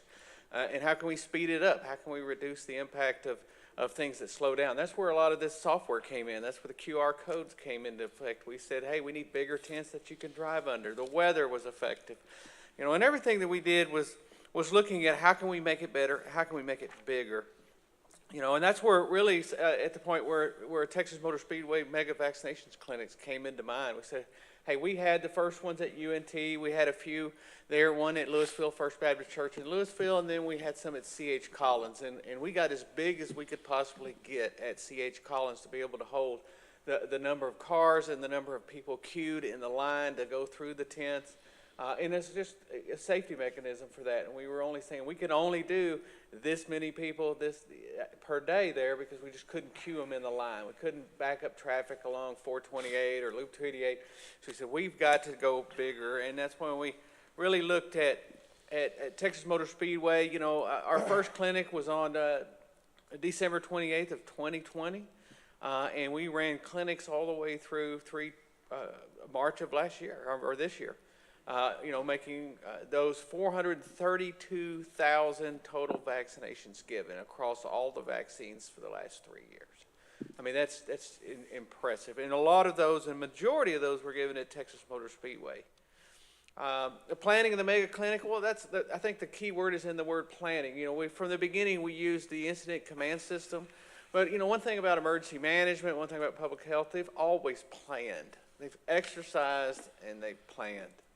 Have we ever gone through a major pandemic like this? No, we have not. But planning for all hazards, planning for different types of approaches and disasters is a big helping hand to what helped navigate the planning for a mega clinic. The planning, the operations, the finance, and the logistics are all major components of the incident command system that made this a success because we utilized that incident command system through the whole process.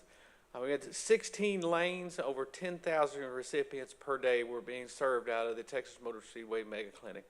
The site was staffed by 400 people per day.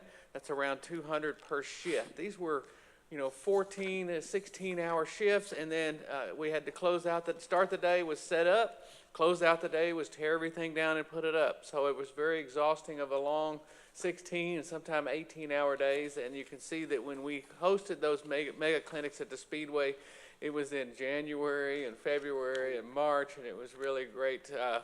Some days were very cold. I think the one day that we went out there, Judge, we had, I believe, 2 degrees was the wind chill. Yeah. And it makes it very difficult to give somebody a shot because you can't do it with gloves on. You have to do it with latex-type gloves. And I mean, you're trying to give it a shot, and your hands are frozen, your fingertips, and we went out and did everything we could to get heaters and massive amount of heaters. But again, when we lose a lot of the resources that are available to us, we have to go find and pick and choose. So.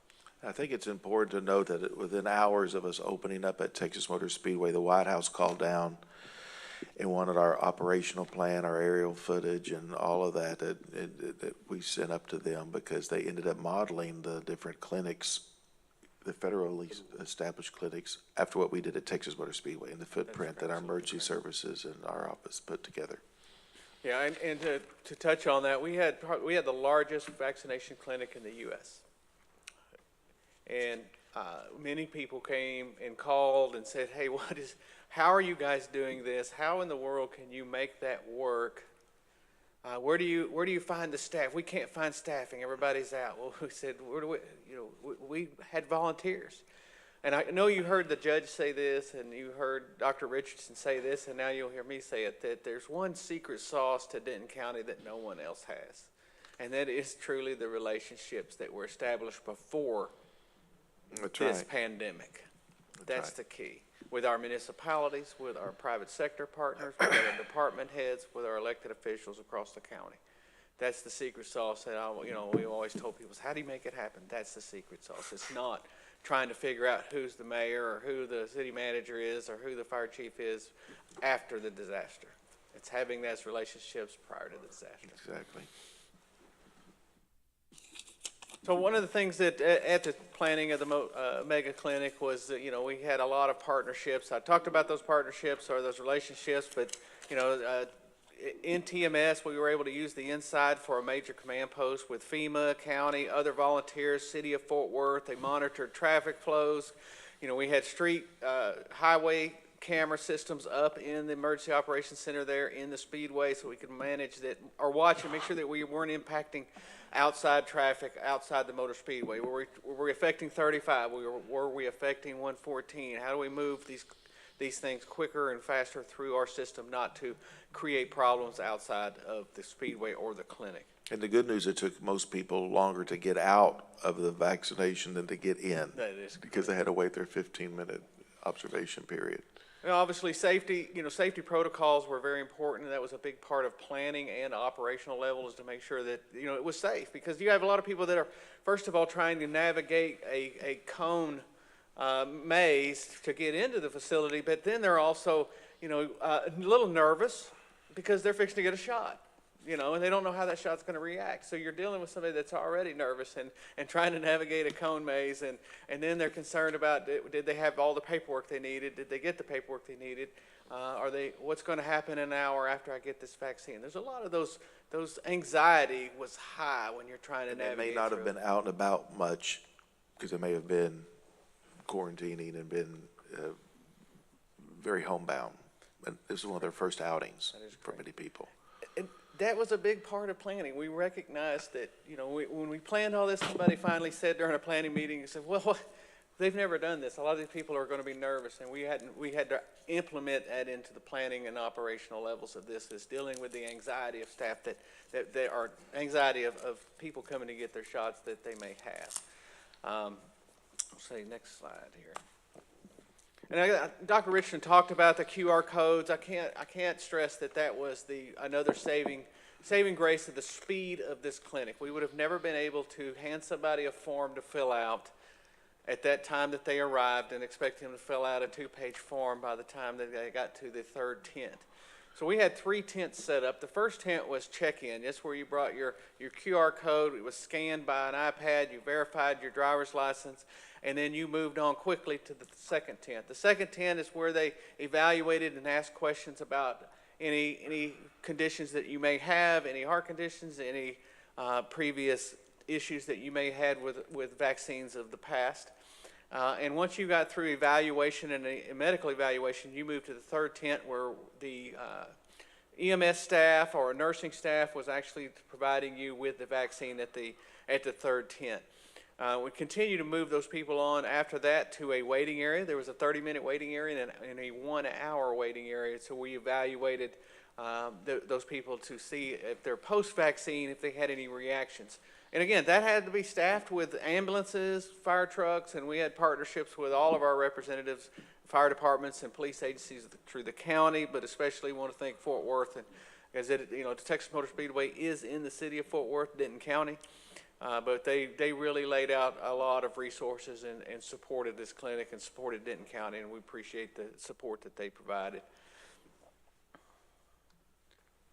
We also, part of our planning was operations. So operations is a segment of the incident command systems, and continuing to maintain operations out of our mobile command post, which is called Goliath, and it's equipped with lots of cameras and allowed officials to discuss operations on site. So the Emergency Operations Center located in the Texas Motor Speedway building itself, and then the command post located on the ground was serving as an operational command post for these operations. Again, I kind of touched on Fort Worth public safety, but the number of you can see the number of police cars lined up there just to navigate the people in and out of the speedway to make sure that they were safe and they kind of actually knew where they were going, as well as the fire department, ambulance services, and all the other emergency service units. This was a tough subject, but anytime you have a major event and you have things that go down. I mean, Chief Roland Acevedo was our Director of Emergency Services, our Fire Marshal, Emergency Management Coordinator, and day in and day out for every clinic at the Texas Motor Speedway, he served as the operations chief. He was the key person in the planning of this site and in the operations of the Texas Motor Speedway, and his leadership was bar none to the staff there, the volunteers there, the health department, as well as those partnerships. You know, and Roland and I established a lot of partnerships over the years, and he continued those partnerships with many different agencies throughout the county. And a single call and say, Roland, you know, hey, this is Roland, and they say, what do you need, and where can I be at any given time? He had that kind of a command presence, and I will tell you that, you know, he's truly missed. And the staff of Denton County truly misses Roland, but these, you know, it does happen. And you know, there's a picture you can see of the funeral, which was amazingly attended by all of the Denton County public safety family. And I want to just thank Roland for the service that he provided to so many of the citizens. You saw those numbers that Matt gave you, and the numbers that I mentioned on the number of people that received vaccines, and we'll never want to forget Roland, and we always want to remember Roland for what he did at the Texas Motor Speedway. It was really his baby that he served 18 hours a day there every time that it was open. Breaking records. So one of the things that we talked about is the largest, Texas Motor Speedway being the largest vaccination clinic in the nation. We set the new record, 17,003 vaccinations given. In a day. In a day, that is correct. We also celebrated individual, and you can see the picture there, that received the 100,000th vaccination. That was an exciting day, wasn't it, Commissioner Williams? We said, hey, we waited and waited, and we looked at it, and we were trying to count those numbers. Every car that come by, and they go, there it is, right there, grab it. So it was very exciting to be able to give that 100,000th vaccine that day. But 17,000 vaccines given in one clinic for one day really just kind of shocked the nation. I mean, that was really news. I mean, that was the news of the day, that somebody could give that many vaccinations.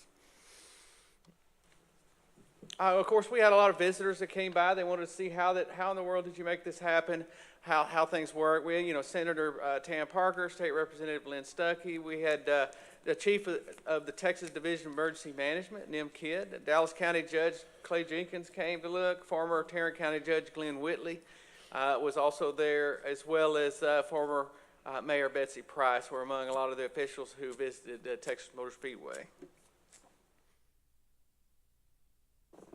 We said build it and they will come. So one of the things that is what Matt talked about previously, is that Motor Speedway attracted people from all over the country, both as volunteers and both as vaccine recipients.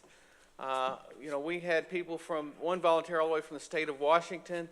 They stayed for weeks. People drove even and flew across the country from regional states, east and west coast both. So we had a lot of people, and they came and stayed for 3 to 4 weeks, and then shift out and bring in other volunteers from different volunteer organizations. So national volunteer organizations wanted to participate at the Texas Motor Speedway. They saw that this was a grand vision, and they wanted to really participate in those programs with Denton County. So we thank all of these national volunteer organizations that contributed as well. Okay, we'll move to. And we had people come from 45 states to get a shot at Texas Motor Speedway. That was 45. So, no, but we did that. The media, we had foreign media come cover it. Yeah, that was a foreign. But yes, go ahead, Dawn. And so I'm here to talk about the communications. So initially, we started with some press conferences here at the CHOS, and so we had to look for ASL and Spanish interpreters, something that we had not done before for our press conferences, but we were able to hold them to begin to alert the public about what was going on and some of the decisions that were being made by the declarations. And so one of the things that we decided that we would make sure that throughout this whole process, we would keep people informed about what was going on, and that continued as we went on.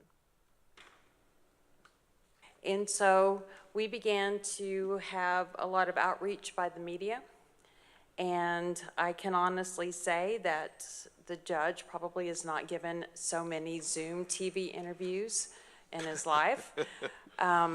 We started with kind of trying to figure out what the background was going to look like in some of his interviews, and we even got some suggestions along the way. But we were able to kind of make it where by the 20th and then the 30th TV Zoom interview, we were getting pretty good at this process. So we did have a lot of media come through the region, across the state, and even from Paris, France.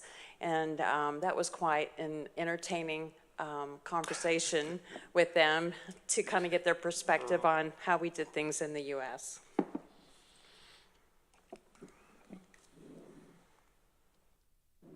And so to continue our theme of communications, obviously we worked very closely with Denton County Public Health. And so community relations and Denton County Public Health worked hand in hand in keeping people informed on Twitter, on Facebook, and whatever else that we felt was needed. So there were the daily press releases, the daily tabulations of cases, and we also would monitor all of the comments. And we didn't anticipate initially that we would have quite as many comments as we did. It turned out to be hundreds of comments, and we found ourselves monitoring in shifts, and so we would take turns and go late into the night monitoring the comments. In a span of about 24 months, we saw a fourfold increase, and by the time at the end of the COVID, we had over 120,000 followers. So it was successful.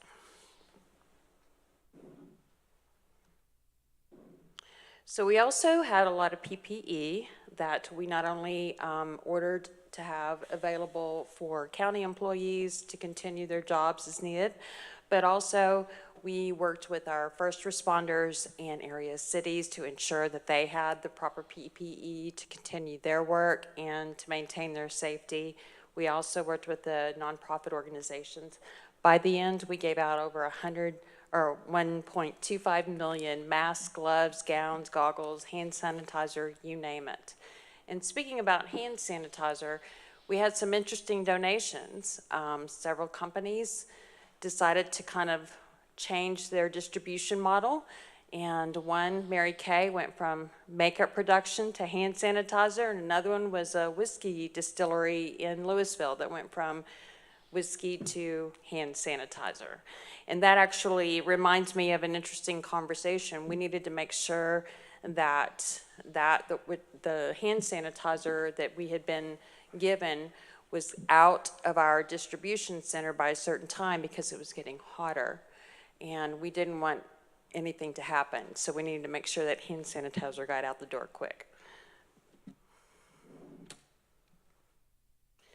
So we started looking at how we could begin to fill community needs. We were seeing some issues begin to surface, and with the funds from the Department of Treasury, we looked around and decided that we could work potentially with United Way of Denton County because it was the largest, most established organization that worked with a number of nonprofits.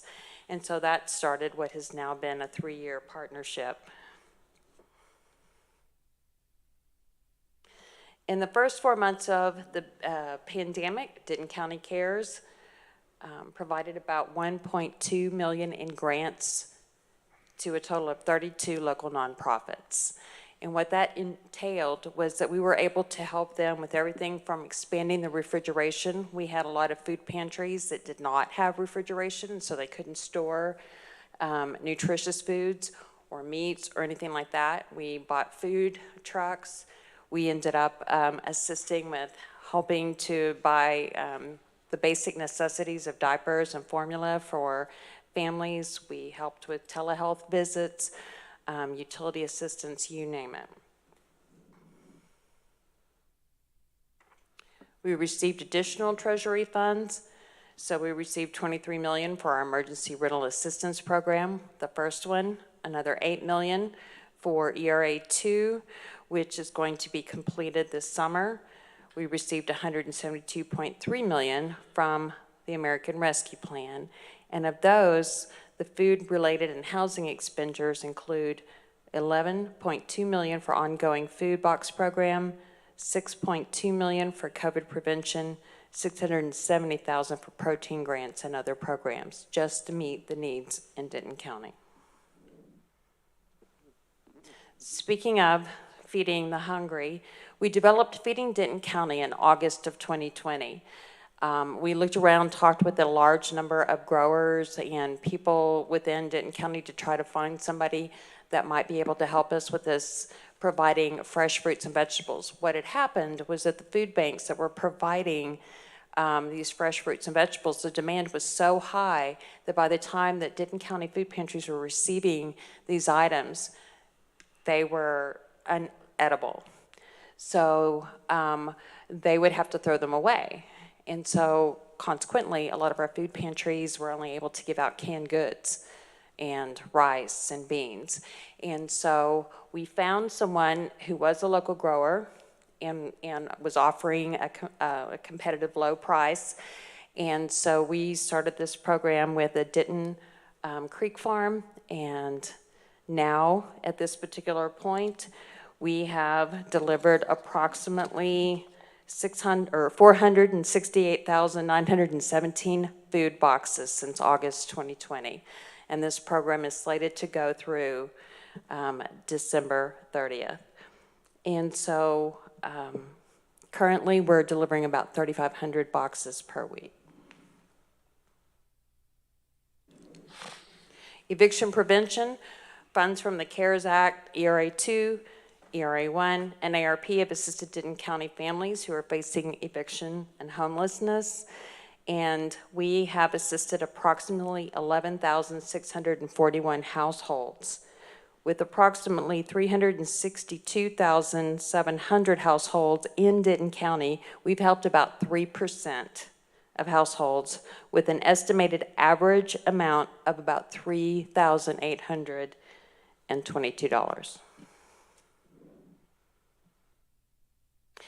And we also had a program for our long-term residents. This was a program that was very dear to former Commissioner Ron Marchant.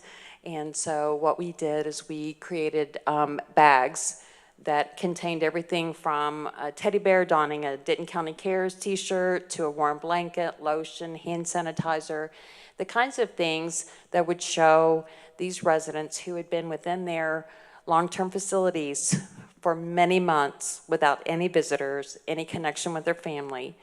We wanted to give them the ability to get together and have some sort of feeling that somebody cared about them. So we had these bags, and then we also did the iPads, where we provided iPads to the different facilities so that they could actually have connections with their friends or family members. And now, Judge.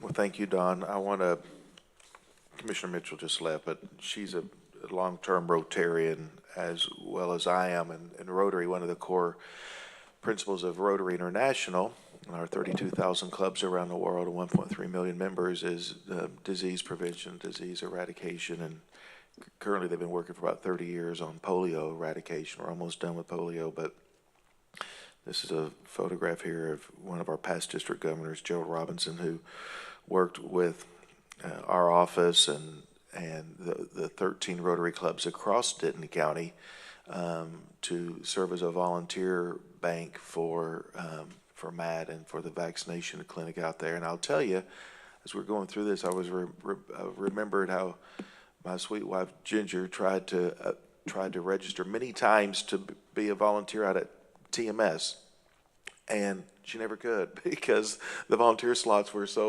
filled within minutes of us sending out the link.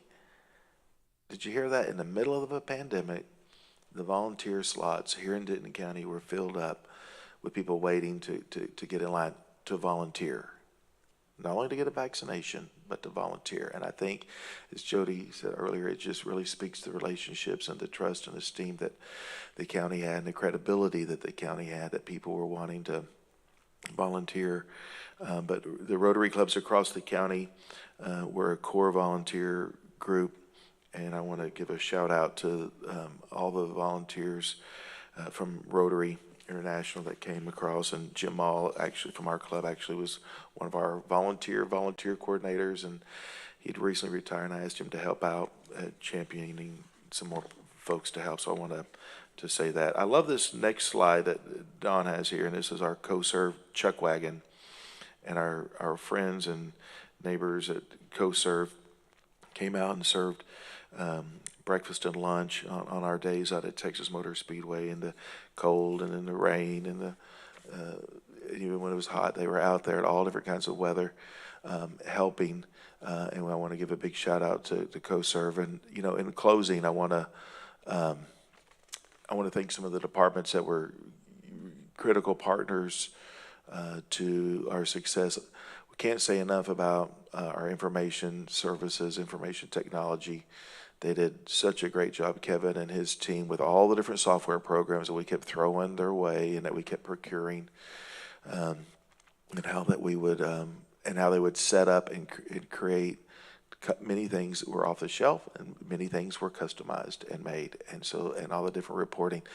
The compliance and reporting was critical in real time and daily, because it maintained our credibility with the Texas Department of State Health Services, and they could see that we were doing our daily reporting of who was getting the shot and how we were good stewards of this vaccine, and then we were rewarded with more vaccine. So the data integrity was very important, and because of that, we were, like I said, we were trusted to become a depot and a great hub for more vaccinations. Scott, I want to thank you and your purchasing department for everything y'all did and continue to do in new and different times. And thank goodness we had relaxing of some of our procurement requirements so that we could purchase things. But I just want to thank you for everything. Eric and emergency management, thank you for all y'all. This was an emergency management incident. I live with GK over at the county administrator at Tarrant County. He saw me in January of 21, and he goes, well, how are you holding up? I said, well, I'm doing good. We were over in Arlington looking at their vaccination clinic before we set up ours, and he said, you think about it, this has been a year-long natural disaster that's been going on. It's not like just a tornado that comes through in a matter of minutes. I mean, it was a year-long thing, and it's exactly right. And so I want to thank y'all for keeping your professionalism and your cheerful spirit about you, emergency management, your professionalism. Jeff, I want to thank you again in the auditor's office. And you are still working with us on all of our different grants and all the compliance after the fact. And so during and after, so y'all's work, you are not off the hook anytime soon. And so thank you for y'all's continued diligence. I want to thank the cities across the county and the fire departments and the police departments as we rolled into a local jurisdiction. As we did testing clinics or vaccination clinics, we used the local police there because they knew the roads and that was their local jurisdiction. And they asked to be able to help out in that regard. So I want to thank them. Facilities, Dale, and your group, the facilities department was wonderful, setting up and breaking down. Obviously, Matt, your health department. Not all health departments in our metropolitan area did even the same scope of services that our health department did. I'll just say that. So not all of them did the same scope of services. And thank y'all for stepping up and performing with excellence and with care and with heart.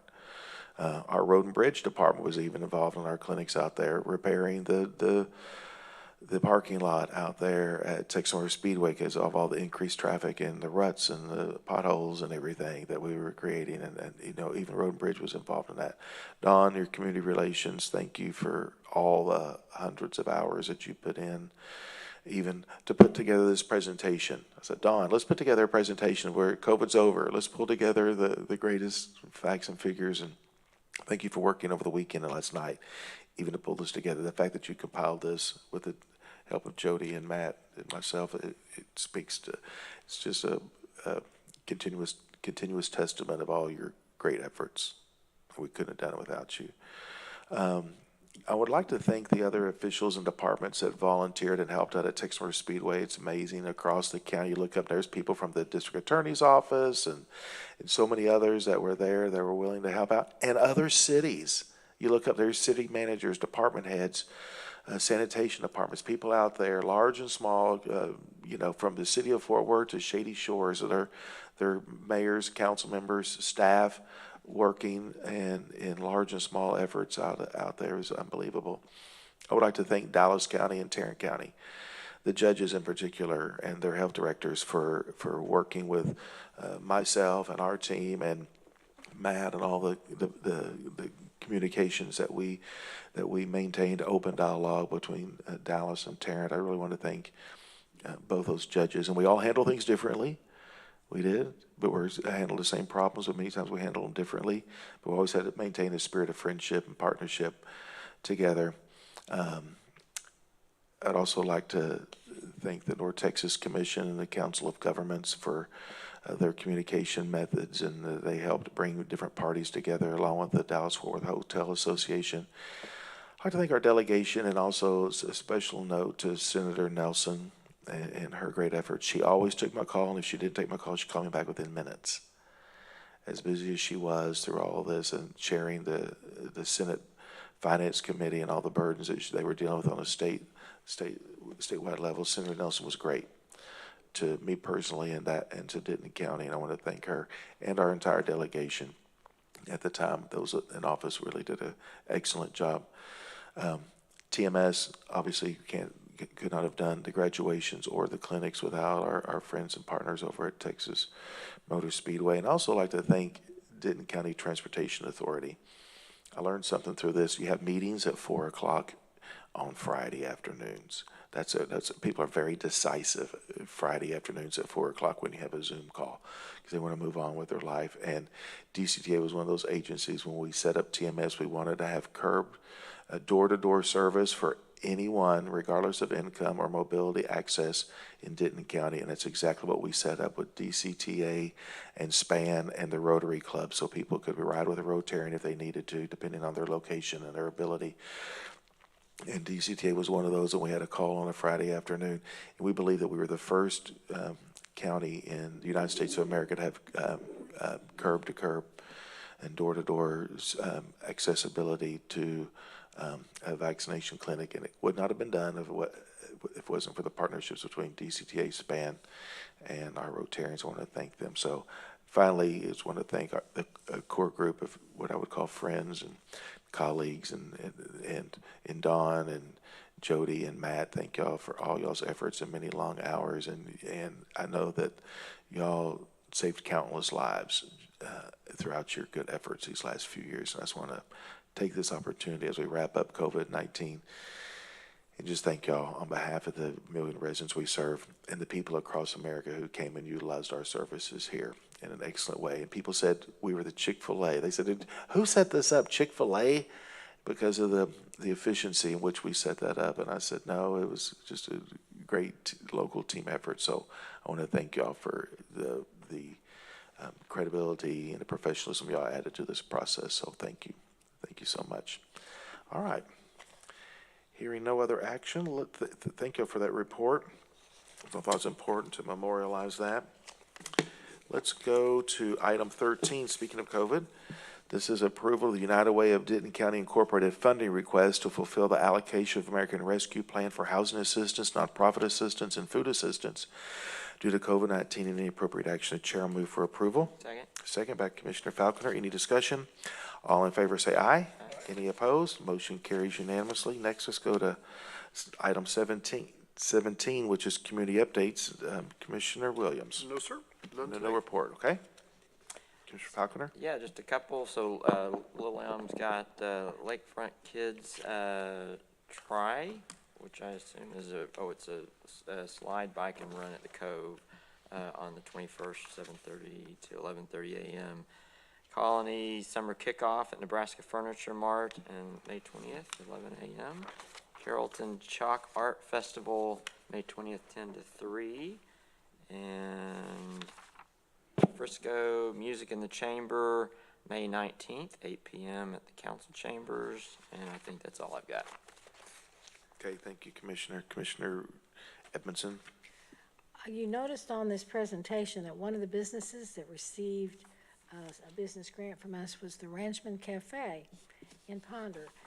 As it turns out, they did close during COVID finally and did some remodeling, et cetera, and I'm so happy to announce they are back open. So if any of you all want the legendary steaks, et cetera, from the Ranchman Cafe in Ponder, they are open for business. In Denton, there's going to be a night hike on the 19th, and that's for ages 12 and up at the Clear Creek Natural Heritage Center. We've also got a couple of other things in Roanoke. They've got evenings on Oak Street going on, and if y'all haven't been down there on Thursday night, it's a real neat place to go. That's Roanoke's Evenings on Oak Street.